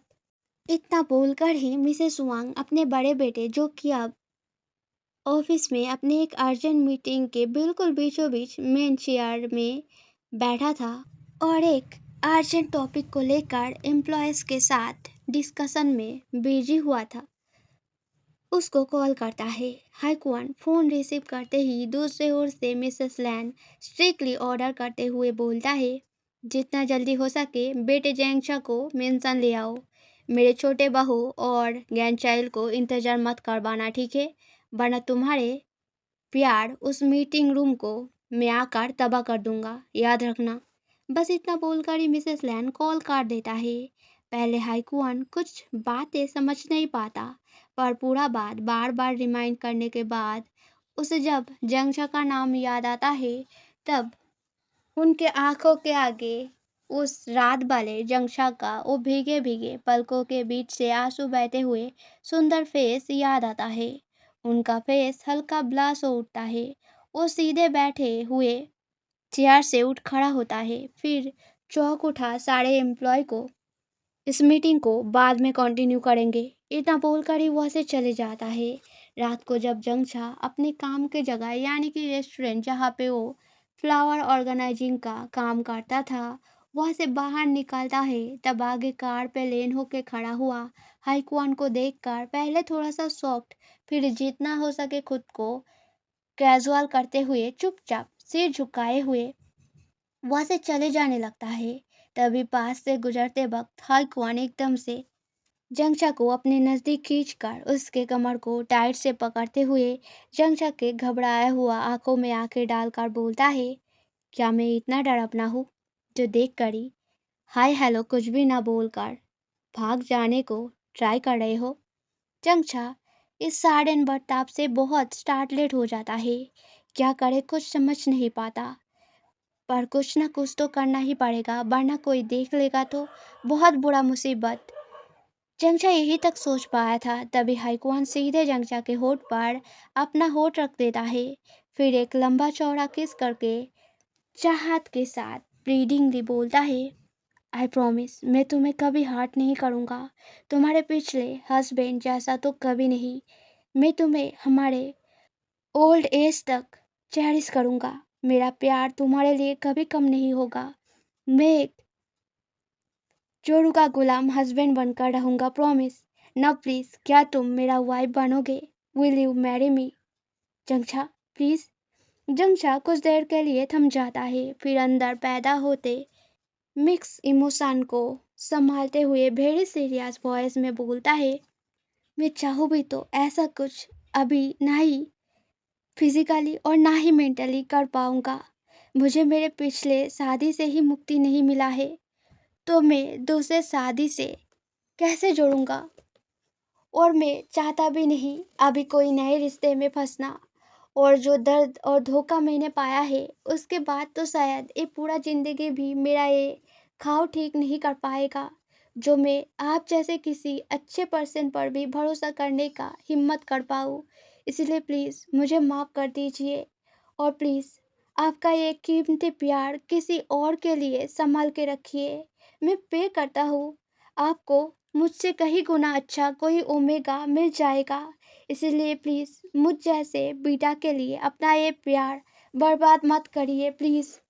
ऐसा बोलकर जंगचा हाईकुआन का हाथ छुड़ाकर वहाँ से जाने वाला था कि तभी हाईकुआन जंगचा को वापस से चिपक के कमर से पकड़कर वेरी डिटरमाइंडेड वॉइस में जेंटल प्यार भरे मुस्कान के साथ बोलता है, बर्बाद तो मैं हो ही चुका हूँ माई वुड बी वाइफी। ऑफिशियली ना सही पर दिल से मैंने कब का तुम्हें मेरा वाइफ मान लिया है, ये शायद मुझे भी नहीं पता, इसीलिए वो जगह इस जिंदगी में मैं भी किसी को नहीं दे पाऊँगा। मैं इंतज़ार करूँगा तुम्हारे हाँ का, अगर पहले मौत ना आए तो पूरा लाइफ वेट करूँगा, पर तुम्हारे सिवा किसी और को उस नज़र से देखूँगा तक नहीं, तो तब तक के लिए चलो एक साथ मिलके तुम्हारे सारे उलझे चीज़ों को सुलझते हैं। तुम्हारे पिछले शादी से मुक्ति से लेकर और भी तुम्हारा जो जो दर्द है उन सब को खुशी में बदल देंगे, ताकि मेरा प्यार तुम्हें और झूठा ना लगे। क्या मुझे अभी के लिए बस इतने से चीज़ का परमिशन दोगे हनी? अब जंगशा रोते हुए नामे सर हिलाते हिलाते गुस्से के साथ बोलता है, नहीं कभी नहीं। अब समझ क्यों नहीं रहे हैं? मैं मजबूर हूँ, मैं ऐसा कुछ नहीं कर सकता और ना ही करना चाहता हूँ। जंगचा ऐसा करके बातें बोले जा रहा था, तभी हाईकुआन जंगचा को बड़े टाइटली हक करके एश्योरिंगली बोलता है, आई नो हनी, मैं समझ गया सब कुछ, तुम घबराओ मत, मेरे वजह से तुम्हें कोई परेशानी नहीं होगा, I promise Honey, please believe me. जब हाईकुआन जंगचा को लेकर मेंशन पहुंच के लिविंग रूम में घुसता है, तभी बेंग दौड़ के आकर जंगचा को टाइट से हक करके क्यूट वॉइस में बोलता है, भैया तुम आ गए। बेंग ऐसा करके बोल रहा था, तभी मिसेस लैन वहाँ पहुँच के जेंटल वॉइस में बोलता है, बेंग बेटा ऐसा नहीं करते, बच्चे को परेशानी होगा और तुम्हें भी चोट लग सकता है। बिंग जंगछा को छोड़कर माफी मांगते हुए बोलता है, सॉरी मॉम, आगे से नहीं होगा सच्ची। बिंग ऐसा करके बोल रहा था तभी अपना गला खड़ासते हुए हाईक्वान जंगछा की तरफ आंखें चिपकाए हुए बोलता है, मैं कमरे में जा रहा हूँ, अगर जरूरत पड़े तो बुला लेना एक बार। इतना बोलकर हाईक्वान सीढ़ी चढ़ते हुए ऊपर अपने कमरे में चले जाता है। हाईक्वान का गेस्चर जंगछा के अलावा बिंग और मिसेस लन भी नोटिस करता है। मिसेस लैन हल्का मुस्कुरा के फिर आवाज लगाते हुए बोलता है, क्या खाने बाहर आओगे या फिर कमरे में भिजवा दूँ किसी के हाथों से। ये किसी के हाथों से वाला बात मिसेस लैन ने थोड़ा हाइड एंड मीनिंग भरी टोन में बोला था, जो उनके बेटे हाईक्वान को बहुत अच्छे से समझ आ गया था। इसलिए हाईक्वान इंस्टेंटली जवाब देते हुए बोलता है, जैसा आप ठीक समझे मॉम, अगर हो सके तो भिजवा देना उसके हाथों से। इस जवाब को सुनकर जंगशा खास पड़ता है। उसे कुछ भी बातें समझ नहीं आया था, पर एक अलग डर से भरी फीलिंग्स उसके दिल को सताना शुरू कर दिया था।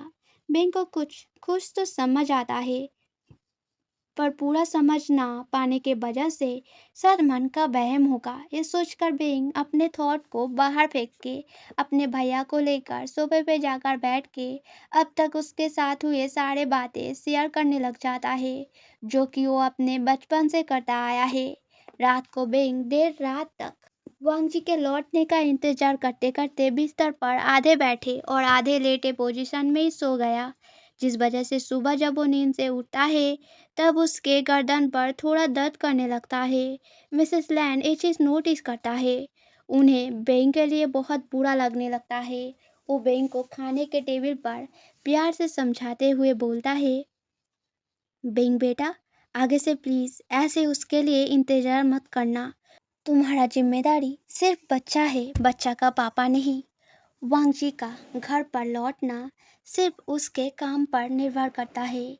अगर सारा मिशन खत्म होकर उसका छुट्टी नहीं हुआ तो वो घर नहीं लौटेगा।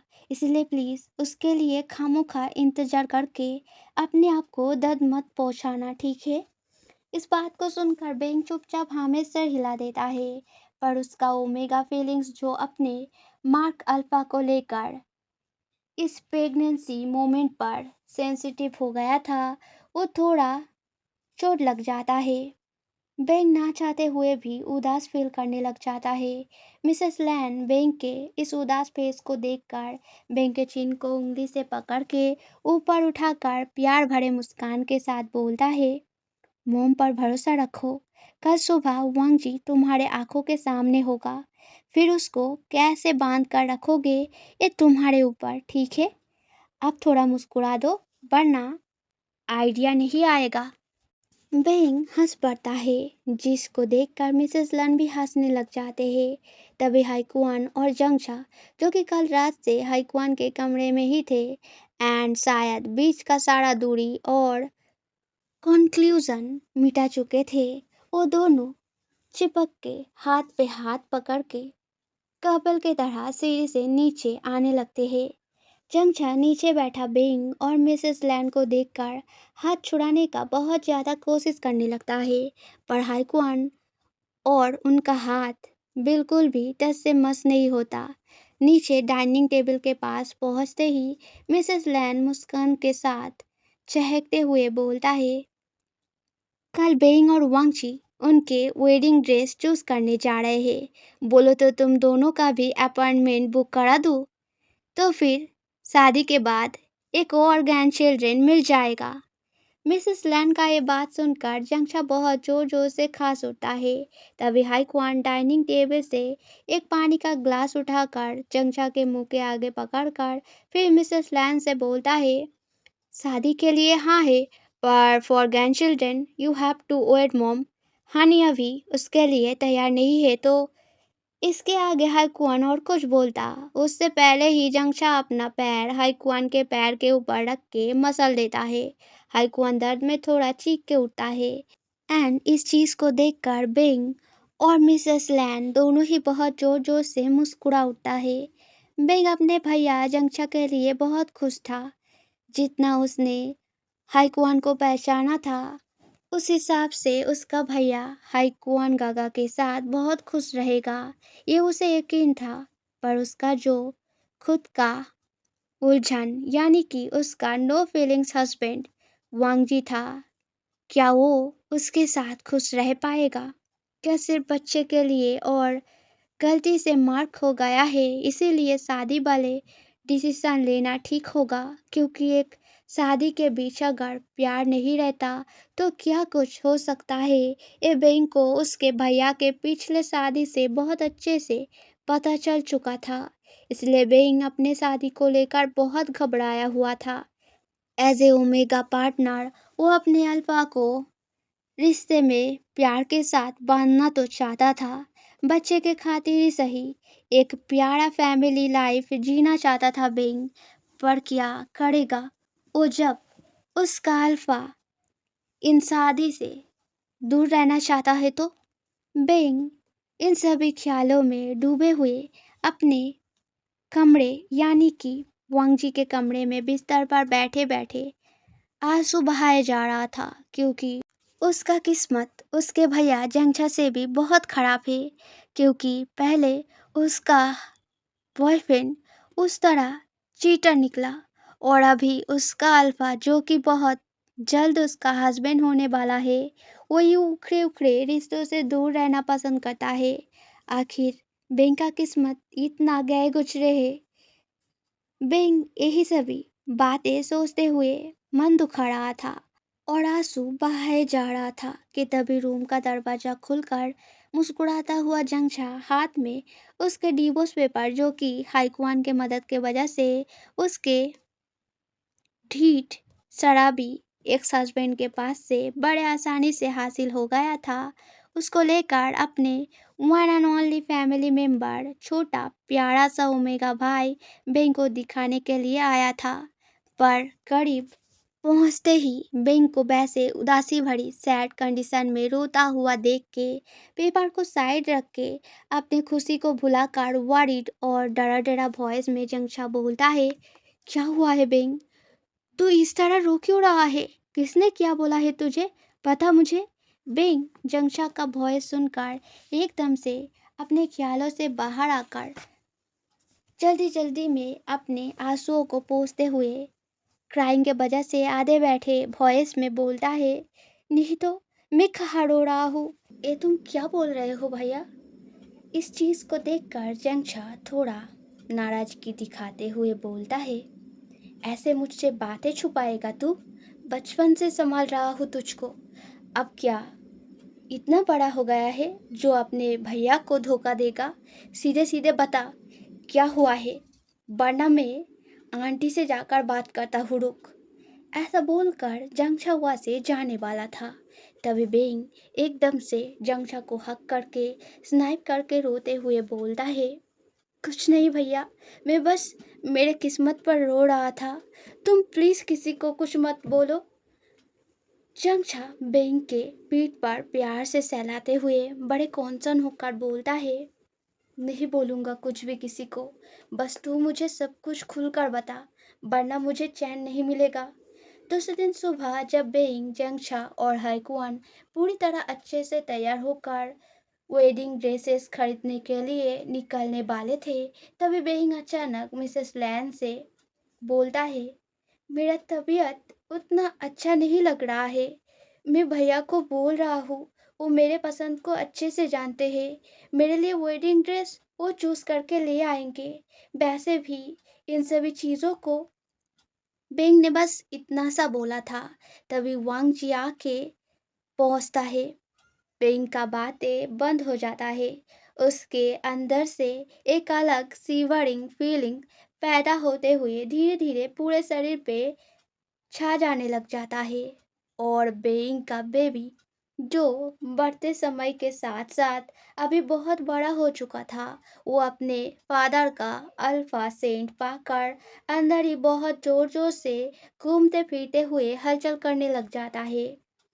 वांग जी का नजरे भी थोड़ी देर के लिए बेइंग पर स्टैचू हो गया था, जिस कारण बेइंग का फीलिंग और भी गहरा हुए जा रहा था।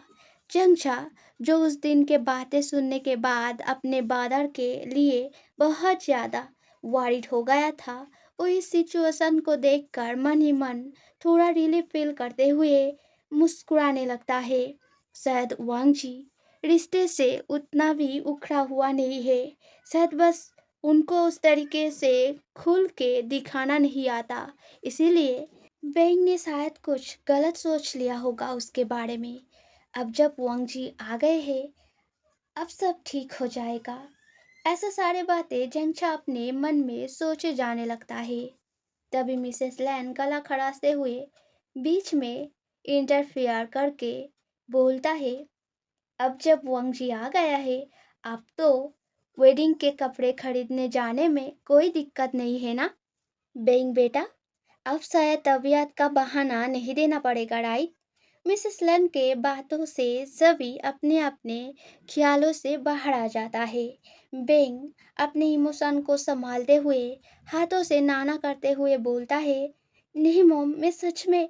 बेंग ऐसा करके बोल ही रहा था कि तभी वांग जी वेरी सीरियस वॉइस में बोलता है, अगर उसका तबीयत खराब है तो उसे शॉपिंग जाने को जोर न करके हॉस्पिटल ले जाना चाहिए मॉम। बच्चा और बेंग के लिए यही अब ज़्यादा इम्पोर्टेंट है, ये मुझसे ज़्यादा आप जानते हैं अच्छे से। फिर भी यूँ हंसी मजाक करते हुए समय क्यों बर्बाद कर रहे हैं मॉम? ऐसा बोलते हुए वांग जी सीधे बेंग के करीब जाकर उसको गोद में उठा लेता है। बेंग एंड मौजूद बाकी सभी भी बहुत सरप्राइज हो जाता है। तभी मिसेस लैन जोर जोर से मुस्कुरा कर बोलता है, बहुत अच्छे मेरे बेटे, एक स्पेशल फोर्स ऑफिसर से भला इससे बेहतर क्या आशा कर सकते हैं? बात पर और आसपास क्या चल रहा है उस पर बिलीव करो, पर अंदर का बात ना ही समझना आता है और ना ही पढ़ना। ऐसे स्किल से ऑफिसर तो बन सकते हो, पर हस्बैंड नहीं। अगर थोड़ा सा भी अपने गागा के तरह होते तो अभी मुझ पर गुस्सा होकर समय बर्बाद ना करके उसके अभिमान को तोड़ने का कोशिश करने में लग जाते, पर तुम्हें तो सिर्फ गुस्सा दिखाना और अफसोस करना आता है।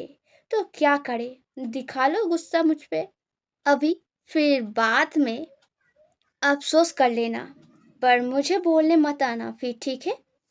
मिसेस लेन के इन सभी बातों को सुनकर वांग जी बड़े कॉन्फ्यूज होकर पापा से कुछ बोलने जाता कि तभी बिंग बड़े धीमी से बोलता है, मेरा तबीयत खराब नहीं है, मैं बस आप नहीं आए इसीलिए जाने को मना करते हुए बहाना दे रहा था। अब मुझे नीचे उतारिए, बच्चे के वजह से मेरा वेट बहुत ज़्यादा बढ़ गया है, आपको तकलीफ होगा, इसलिए प्लीज़। इन बातों को सुनकर वांग जी थोड़ी देर के लिए चुप हो जाता है, फिर बेंग को गोद में लिए हुए ही बाहर की तरफ जाते हुए बोलता है, ठीक है देन, चलो शॉपिंग पे चलते हैं। इस चीज को देखकर जंगछा मुस्कुराते हुए पकड़े हुए हाईकुआन के हाथ को अनजाने में ही हक कर लेता है, जिससे हाईकुआन भी बहुत खुश हो जाता है। वो हल्के से झुकाकर धीमी से बोलता है, अगर परमिशन मिले तो मैं भी तुम्हें गोद में उठा लूं। इस बात से जंगछा चौंक के उठता है। वो जल्दी से मना करते हुए भेड़ से शेयर देकर बोलता है, भूल के भी मत करना, वरना शादी का परमिशन भी वापस ले लूंगा। इस बात को सुनकर हाईकुआन उदास होते हुए बोलता है, इतने जालिम मत बनो हनी, वरना मैं दम तोड़ दूंगा और तब तुम शादी से पहले ही विधवा हो जाओगे और मुझ जैसे आशिक को खोने के लिए बहुत पछताओगे। इस बात को सुनकर जंगछा नाराज होते हुए बोलता है, जाना है तो चलिए, वरना मैं रूम में जाकर सो जाता हूँ। वैसे भी कल रात मेरा नींद अच्छे से पूरा नहीं हुआ, तो आप एक काम कीजिए, प्लीज़ अकेले चले जाइए। इतना बोलकर जंगछा वहाँ से जाने वाला था कि तभी हाईकुआन भी जंगछा को गोद में उठा लेता है एंड टीजिंग मुस्कान देकर बोलता है, जितना सोना है शादी के बाद सो लेना मेरे साथ। इतना बोलकर ही हाईकुआन बाहर की तरफ चलने लग जाता है। पूरा ब्लास्ट हो चुका जंगछा हाईकुआन के सीने पर थपथपाते हुए, क्या कर रहे हो, नीचे उतारो, मैं चलकर जा सकता हूँ, आंटी देख रहे हैं। ये सभी बातें बोलते रहता है, पर उन सभी का कोई भी असर नहीं होता। मिसेस लैन हैप्पीली मुस्कुराते हुए एक चैन का सांसें लेकर चीख के बोलता है, हैव ए सेफ ट्रिप बेटा, ड्राइव ध्यान से करना, मेरे दोनों बहू को अच्छे से ख्याल रखना, कोई कॉम्प्लेन नहीं आना चाहिए, ठीक है। मिसेस लैन का ये बात सुनकर अपने वाइफ के साथ अपने अपने कार के ड्राइविंग सीट पर बैठा वांग जियान हाइकुआन जवाब में गॉट इट मॉम इतना बोलकर कार स्टार्ट कर देता है। वेडिंग ड्रेस मॉल पे पहुंचकर वांग जियान हाइकुआन बाहर सोफे पे बैठे बैठे अपने अपने वाइफ का ड्रेस पहनकर बाहर निकलने का इंतजार कर ही रहा था कि तभी बैंक के ट्रायल रूम के तरफ से एक हल्का पेनफुल चीख सुनाई देता है। हाइकुआन और वांगजी दोनों ही उस तरफ दौड़ के जाता है, पर अंदर घुसने से हिचकिचाते हुए बाहर से ही बेंग को पुकारते हुए पूछने लगते हैं। पर जब बेंग जवाब में कुछ नहीं बोलता, तब वांगजी और बिना कुछ सोचे समझे सीधे अंदर घुस जाता है। उन्हें दिखता है ड्रेस डिजाइनर और बेंग दोनों ही बड़े सॉफ्ट होकर उनके तरफ देखने लग गए हैं। बेंग का आंखें थोड़ा टियाड़ी से है और पहना ड्रेस पेट की तरफ से ज्यादा ही टाइट। इतने से चीज देखकर ही स्पेशल फोर्स ऑफिसर वांगजी सारा कुछ समझ जाता है। वो जल्दी से आगे बढ़कर उस ड्रेस डिजाइनर पर शाउट करते हुए बोलता है, what is this nonsense, dress इतना टाइट क्यों है। ड्रेस डिजाइनर घबरा कर कटे कटे वॉइस में बोलता है, सॉरी यंग मास्टर, पर मैंने सारा कुछ मेजरमेंट लेकर ही बनाया था, पर यंग मिसेस ने शायद थोड़ा ज़्यादा ही वेट गेन कर लिया, इसीलिए शायद। ड्रेस डिजाइनर ने बस इतना ही बोला था। तभी वांग जी उनको वापस से डांट लगाते हुए बोलता है, डोंट टॉक नॉनसेंस, एंड ये सारे एक्सक्यूजेस देने का तो कोशिश ही मत करना। क्या मैंने फ़ोन में तुमको ये बताया नहीं था कि बेइंग का बेली हर दिन के साथ साथ 1 इंच करके बढ़ रहा है? तो ड्रेस उस हिसाब से तैयार करना चाहिए था।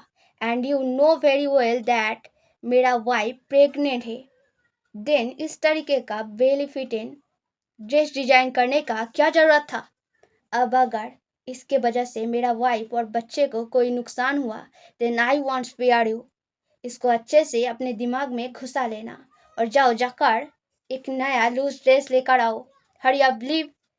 ऐसा बोल के उस ड्रेस डिजाइनर को वहां से भगा कर फिर बैंक के ड्रेस को सावधानी से उतारते हुए वांगजी बोलता है, जल्दी से इसको उतार दो। वांगजी इस बात को बोलता है, तभी बेंग वांगजी के हाथ को पकड़कर रोकते हुए स्टार्टलेटेड वॉइस में बोलता है, अब बाहर जाइए, मैं उतार लूंगा। वांगजी फिर सीरियस होते हुए बोलता है, नहीं, अकेले अकेले ऐसा करना खतरनाक हो सकता है। बैलेंस के लिए बस मेरे कंधे को पकड़े रहो, मैं उतार देता हूँ। बेंग हड़बड़ी में वापस से मना करते हुए बोलता है, नहीं, कोई जरूरत नहीं है, अब बाहर जाइए, मैं खुद से कर लूंगा, प्लीज। अब वांग जी बेंग के फेस के ओर देख के पजल्ड होते हुए पूछता है, व्हाट्स द प्रॉब्लम, मेरे मदद करने से तुम्हें प्रॉब्लम क्या है? मैं तुम्हारा अल्फा हूँ, कोई दूसरा नहीं।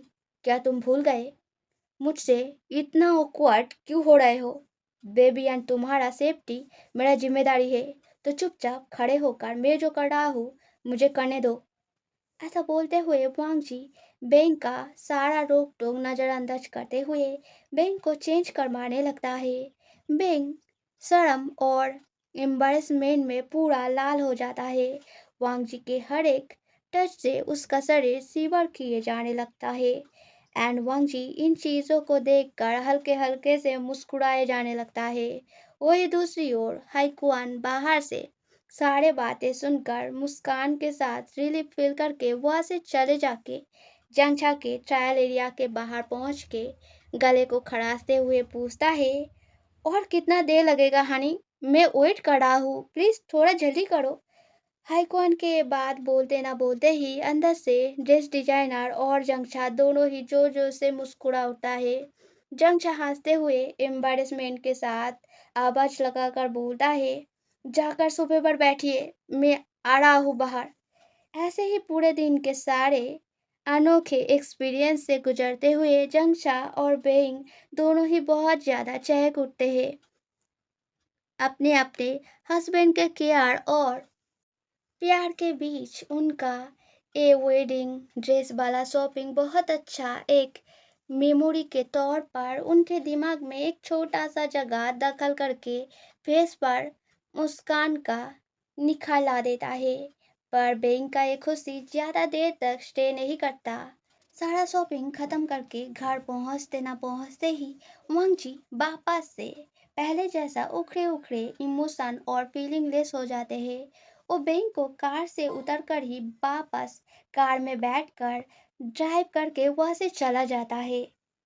जाने से पहले एक बार बैंक की तरफ मुड़ के भी नहीं देखता। कहा जा रहा है इसके बारे में कुछ बोलना तो दूर की बात है। बैंक वापस से बहुत उदास हो जाता है। वो स्टैचू के जैसा हाथ में शॉपिंग बैग पकड़े वो ही खड़े रह जाता है। तभी हाईकुआन का कार आकर रुकता है। जंगसा कार से उतर के बैंक को बैसे वहां खड़े देखकर आसपास नजरें घुमाते हुए कॉन्सर्न होकर बोलता है, क्या हुआ? तू यहाँ ऐसे खड़ा क्यों है? वांगजी कहाँ गया? बैंक नाम में सर हिलाते हुए क्राइंग वॉइस में बोलता है, नहीं पता, शायद उनका जिम्मेदारी खत्म हो गया इसलिए चले गए। इस बात को सुनकर जेंटा सरप्राइज होते हुए बैंक के हाथ से शॉपिंग बैग को लेकर बोलता है, वो ऐसे कैसे कर सकते हैं? आज सारा दिन तो कितने ख्याल रख रहे थे तेरा। मैंने सोचा शायद सब ठीक हो गया है, पर अभी तो लगता है। चंचल ऐसे करके बोले जा रहा था तभी बेइंग अपने आंखों से बाहर आते हुए आंसुओं को छुपाते हुए पीछे मुड़कर चलते हुए बोलता है, मुझे कुछ नहीं पता भैया, तुम ज्यादा चिंता मत करो, मैं ठीक हूँ। इतना बोलकर ही बेइंग वहां से चले जाता है। चंचा खड़े खड़े बहुत ही वारी नजरों से अपने प्यारे ब्रदर का ये हालत देखते रह जाता है। तभी हाईकुआन पास आकर जब जंगचा के हाथ से सारे शॉपिंग बैग को अपने हाथ में लेने जाता है, तभी जंगचा बड़े ही गुस्से के साथ हाईकुआन से बैग को छीनते हुए बोलता है, अगर तुम्हारे भाई के वजह से मेरे भाई का दिल दुखा तो मैं उसे लेकर यहाँ से दूर कहीं चला जाऊंगा। इसीलिए समय रहते अपने भाई को समझाओ, अगर ऐसा कुछ नहीं चाहते तो। इतना बोलकर ही जंगचा भी वहां से चला जाता है और हाईकुआन कुछ न समझ पाके एक गहरा साय करके फिर जंगचा के पीछे पीछे चलते हुए बोलता रहता है, आखिर बात क्या हुआ है, ये तो बता दो हानी प्लीज। इसके बाद से शादी वाले दिन तक वांगजी वैसे ही घर से बाहर लापता रहता है। कभी एक फोन तक बैंक को नहीं करता। इवन शादी के दिन भी वो एकदम एंड मौके पर पहुंचता है। इन सभी चीजों के बाद बैंक का उदासी उसके दिल पर परमानेंट जगह बना लेता है। वो वांगजी को लेकर सारा आशा छोड़ देता है। इसलिए शादी वाले रात को भी जब वांगजी घर से चला जाता है, तब सभी कियोस्क के बीच बेंग बिल्कुल शांत खड़ा रहता है। पर जंगछा इस चीज को आसानी से माफ नहीं करता।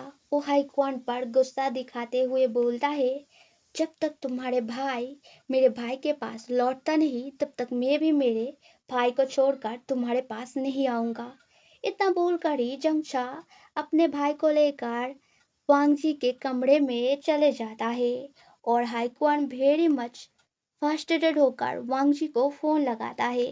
हाईक्वान गुस्से भरे वॉइस में अपना शिकायतें कर ही रहे थे कि तभी मिसेस लैन आकर उनके हाथ से फोन छीन के बहुत ही शांत वॉइस में बोलता है, मुझे पता है तुम किस लिए इतने दूर रह रहे हो इस रिश्ते से, पर एक चीज शायद तुम्हें अंदाजा नहीं है कि सभी को बस कुछ लिमिटेड समय मिलता है उनके प्यारे इंसानों के साथ जीने का। तुम्हारे पापा भी उनके लिमिटेड समय को हमारे साथ जी कर गए हैं। जब तक वो थे हमारे साथ, तब तक हमें कभी भी प्यार और जतन का कमी महसूस नहीं होने दिया। उनके यादों में अब भी जब मैं रोता हूँ उसमें बहुत सारा प्यार रहता है, नफरत या शिकायत नहीं। पर तुम जो कर रहे हो उससे बेंग को तो दर्द हो ही रहा है, और उसके दौरान बच्चा और तुम भी खुश नहीं हुए हो। तो प्लीज अभी अपने इस गलती और आदत को सुधारो। तुम्हारा और तुम्हारे फैमिली का भलाई इसी में है। तो घर आओ और आकर अपने जिम्मेदारियों को संभाल लो। वांग जी सुनता है सारा बातें, और सच में उसी रात घर वापस भी आ जाता है। पर कमरे में घुसते ही उनको दिखता है जंगशा और बेंग सो चुके हैं। वो दोनों एक दूसरे को हक करके रखा हुआ है। जंगशा नींद में भी लगातार बेंग के सिर पर सहलाए जा रहा है। वांग जी एक गहरा साह करता है, फिर हाइकुआन को पुकारते हुए बोलता है, कागा प्लीज आकर अपने वाइफ को लेकर जाओ।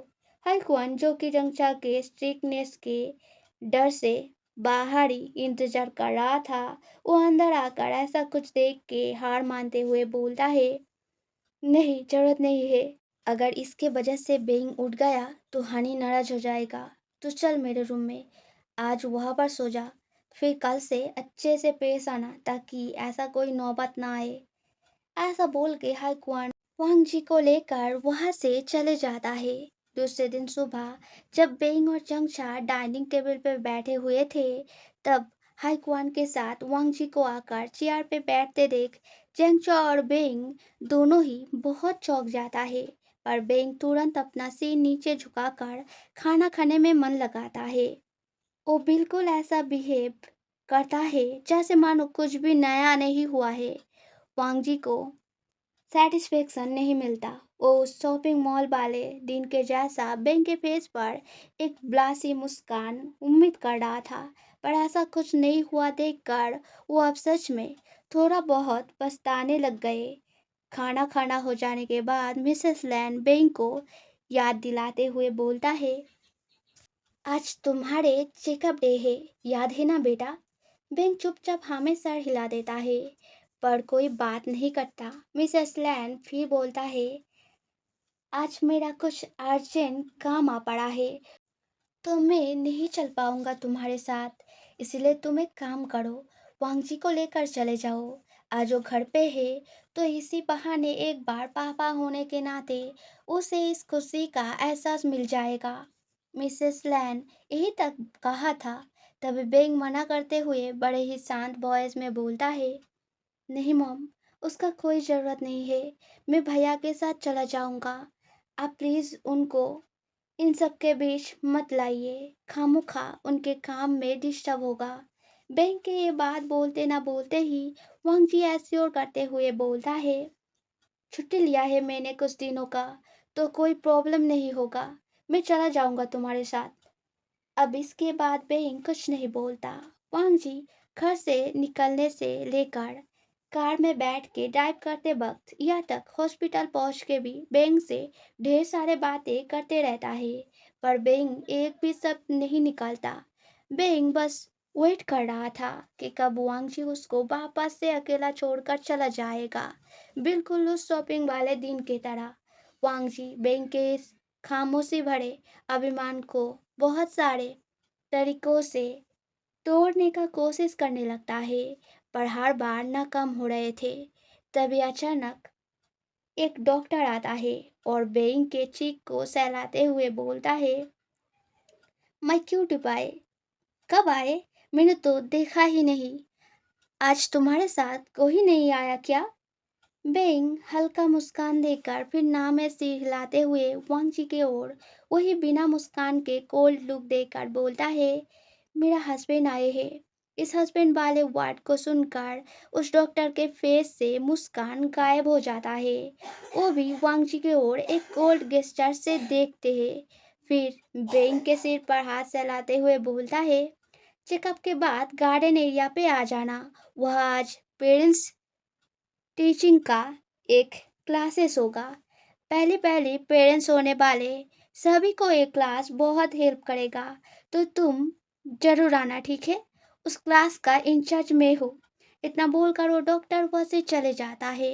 वांग जी ध्यान देता है, ये डॉक्टर अल्फा है, और वांग जी को देखकर बिल्कुल खुश नहीं हुआ।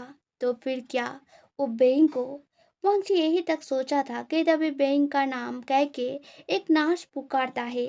वांग जी बैंक को संभालते हुए उसे लेकर डॉक्टर के चेकअप रूम के अंदर जाता है। आज पहली बार बैंक का ये प्रेगनेंसी चेकअप एक्सपीरियंस करके उनको बहुत अच्छा लगता है। वो अल्ट्रासोनोग्राफी स्क्रीन के तरफ देख के मुस्कुराए जा रहे थे, पर बेंग का फेस जैसे का वैसा कोल्ड रहता है। वांग जी अभी के लिए बेंग के इस रिएक्शन को उतना मन में नहीं लेता, पर जब पेरेंट क्लास में उस अल्फा के इंटरेक्शन में जब बेंग उस अल्फा के साथ हंस हंस के बात करता रहता है और हर एक चीज़ों का मदद लेते हुए उस अल्फा के स्किन टच में आ रहा था, तब वांग जी धीरे धीरे करके बहुत गुस्सा होने लग जाता है। बेंग का हर रिफ्यूज़ल अब उनके पूरा अंदर तक चुभने लगता है। वांग जी खड़े खड़े सब कुछ देखते हुए गुस्से में उबल ही रहा था कि तभी उनके फोन पर स्पेशल फोर्स हेडक्वार्टर से कॉल आता है।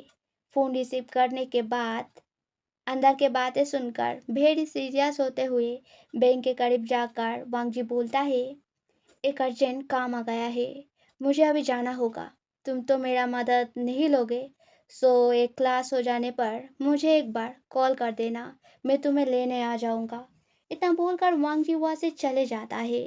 बेंग फिर से उदास हो जाता है क्योंकि वो अभी अभी वांग जी पर फिर से निर्भर होने लगा था और फिर से उसका सारा उम्मीद तोड़कर वांग जी चला गया। बेंग उदास नजरों में वांग जी के चले जाते हुए फिगर के तरफ देखे ही जा रहा था।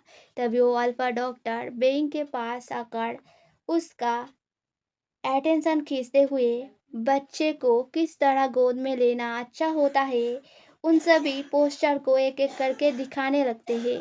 वांग जी मिला हुआ अपने नए मिशन में जाकर पूरी तरह इन सब बारे में भूल जाता है।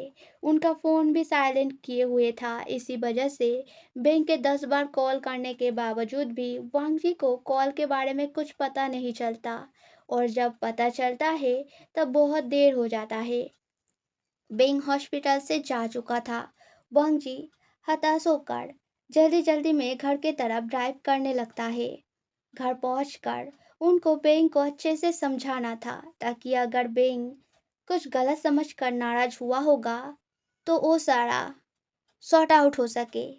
पर घर के आगे कार रोकते ही आगे जो सीन उनको दिखता है उससे उनका सारा समझदारी गुस्से में कन्वर्ट हो जाता है क्योंकि बेइंग किसी और के नहीं उस डॉक्टर अल्फा के कार से घर आया है एंड अभी उसी कार के बाहर उस डॉक्टर अल्फा को हक करके खड़ा हुआ है। वांग जी उबलते गुस्से के साथ कार से बाहर निकल के गुस्से के साथ साउट करके बोलता है, इज दिस वाई तुम्हें मेरा कोई भी एफर्ट दिख नहीं रहा है? Okay, I understand now. इतना बोलकर वांग जी तेजी से मेंशन के अंदर चला जाता है। बेंग जल्दी जल्दी में उस अल्फा डॉक्टर को बाय बोल के फिर दौड़ते हुए वांग जी के पीछे चले जाता है। वो वांग जी को पुकारते हुए कुछ समझाने का कोशिश करने लगता है, पर वांग जी कुछ नहीं सुनता। वो तेजी से चलते हुए सीढ़ी चढ़कर ऊपर अपने रूम में चला जाता है। बेन दौड़ते हुए सीढ़ी से उठकर ऊपर जाने ही वाला था तभी वहीं से गुजरता मिसेस लैन और जंगछा उसे आकर रोक देता है। मिसेस लैन बड़े वरीड होकर बोलता है, इतना दौड़ क्यों रहे हो बेटा?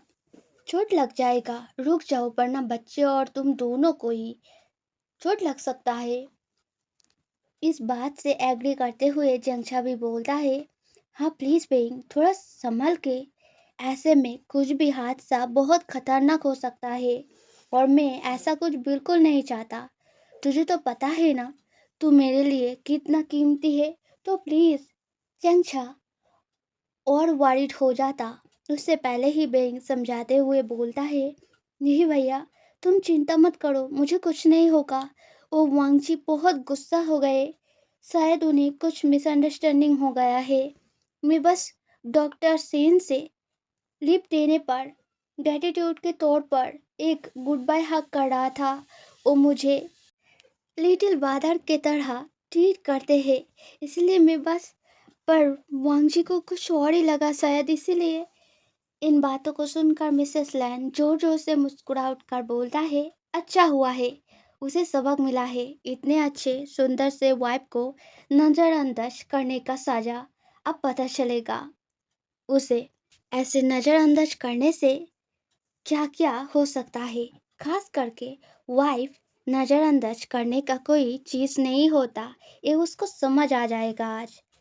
मिसेस लैन ये सब बोल रहा था, तभी जंग शाह बेंग के गालों पर सहलाते हुए वेरी कॉन्सर्न वॉइस में बोलता है, चिंता करना सेहत के लिए अच्छा नहीं है अभी, तो ऐसे चिंता मत कर। जा ऊपर जा और वांग जी को सारा सच सीधे सीधे बता दे, फिर सारा मिसअंडरस्टैंडिंग क्लियर हो जाएगा, ठीक है? बेंग हाँ में सर हिलाकर चलते हुए संभाल के सीढ़ी चढ़कर ऊपर कमरे में चला जाता है। उसे दिखता है वांग जी का पहना हुआ स्पेशल फोर्स ऑफिसर यूनिफॉर्म पूरे रूम में बिखर के फैला हुआ है। बेंग एक एक करके सभी कपड़ों को समेट के अच्छे से फोल्ड करके बिस्तर के एक कोने वाले जगह पर रख देता है। फिर अंदर से शावर का आवाज सुन के जल्दी से वार्डरोब खोलकर कुछ कपड़े निकालने में लग जाता है। बेंग कपड़ा चूज कर ही रहा था कि तभी बाथरूम का दरवाजा खोलकर वांगजी बाहर निकलता है, सिर्फ टॉवल पहने हुए। बेंग हड़बड़ा जाता है। वो जल्दी से हाथ में जो आया उसी को लेकर वांगजी के सामने पहुंच के जल्दी जल्दी में बोलता है, आप जो समझ रहे हैं वो गलत है। दरअसल डॉक्टर सेन, बेंग ने यही तक कहा था, तभी पूरा भीगा हुआ बिखरे बालों में खड़ा वांग जी एकदम से उसके करीब आकर उसके होठ पे बहुत तेजी से किस करना शुरू कर देता है।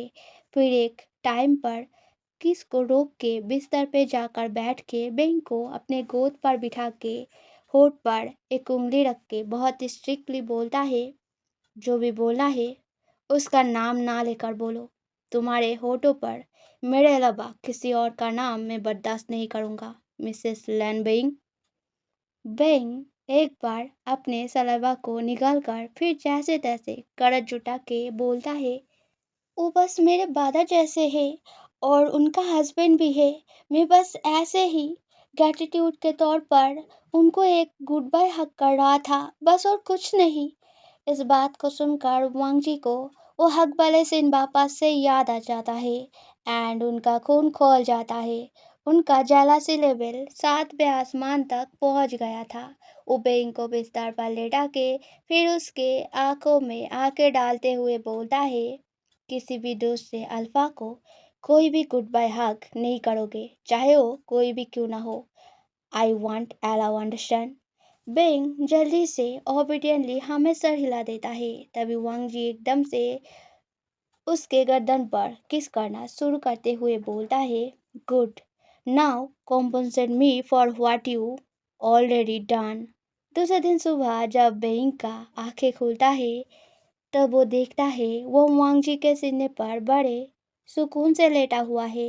वो जल्दी से उठने जाता है, तभी वांग जी उसे अच्छे से हक करते हुए उसके फोrehead पर किस करके बोलता है, I am sorry my wife, इतने दिनों तक तुम्हें नज़रअंदाज करने के लिए। आई प्रॉमिस आगे से ऐसा मैं कभी नहीं करूँगा। आगे से मैं जितना हो सके घर में तुम्हारे पास आने का कोशिश करूँगा और अगर किसी दिन मैं ना आ पाऊँ तो मैं तुमको फ़ोन करके इन्फॉर्म कर दूँगा। अब तो तुम और नाराज नहीं रहोगे ना मुझसे? प्लीज़ अब मान जाओ माई वाइफ। बेन मुस्कुराते हुए हमें सर हिलाकर बोलता है, हमें मान गया, पर अगर आपने दोबारा कभी ये नज़रअंदाज वाला गलती दोहराया तो मैं चला जाऊंगा बेबी को लेकर बहुत दूर। इस बात को सुनकर वांगजी बेंग के चीक को हल्का पिंच करके बोलता है, भूलो मत, तुम्हारा हस्बैंड स्पेशल फोर्स ऑफिसर है, तो मुझसे भागना मुमकिन ही नहीं नामुमकिन है। और ऐसी और ऐसा दिन मैं कभी नहीं आने दूंगा हमारे लाइफ में। तो यहाँ पर ही हमारा ये वाला वन शॉट ख़त्म होता है। अब लोगों को ये वाला वन शॉट कैसा लगा कमेंट में बताना एंड चैनल को सब्सक्राइब कर देना, वीडियो को एक लाइक कर देना। तो चलो मिलते हैं नेक्स्ट वीडियो में। Bye bye everyone.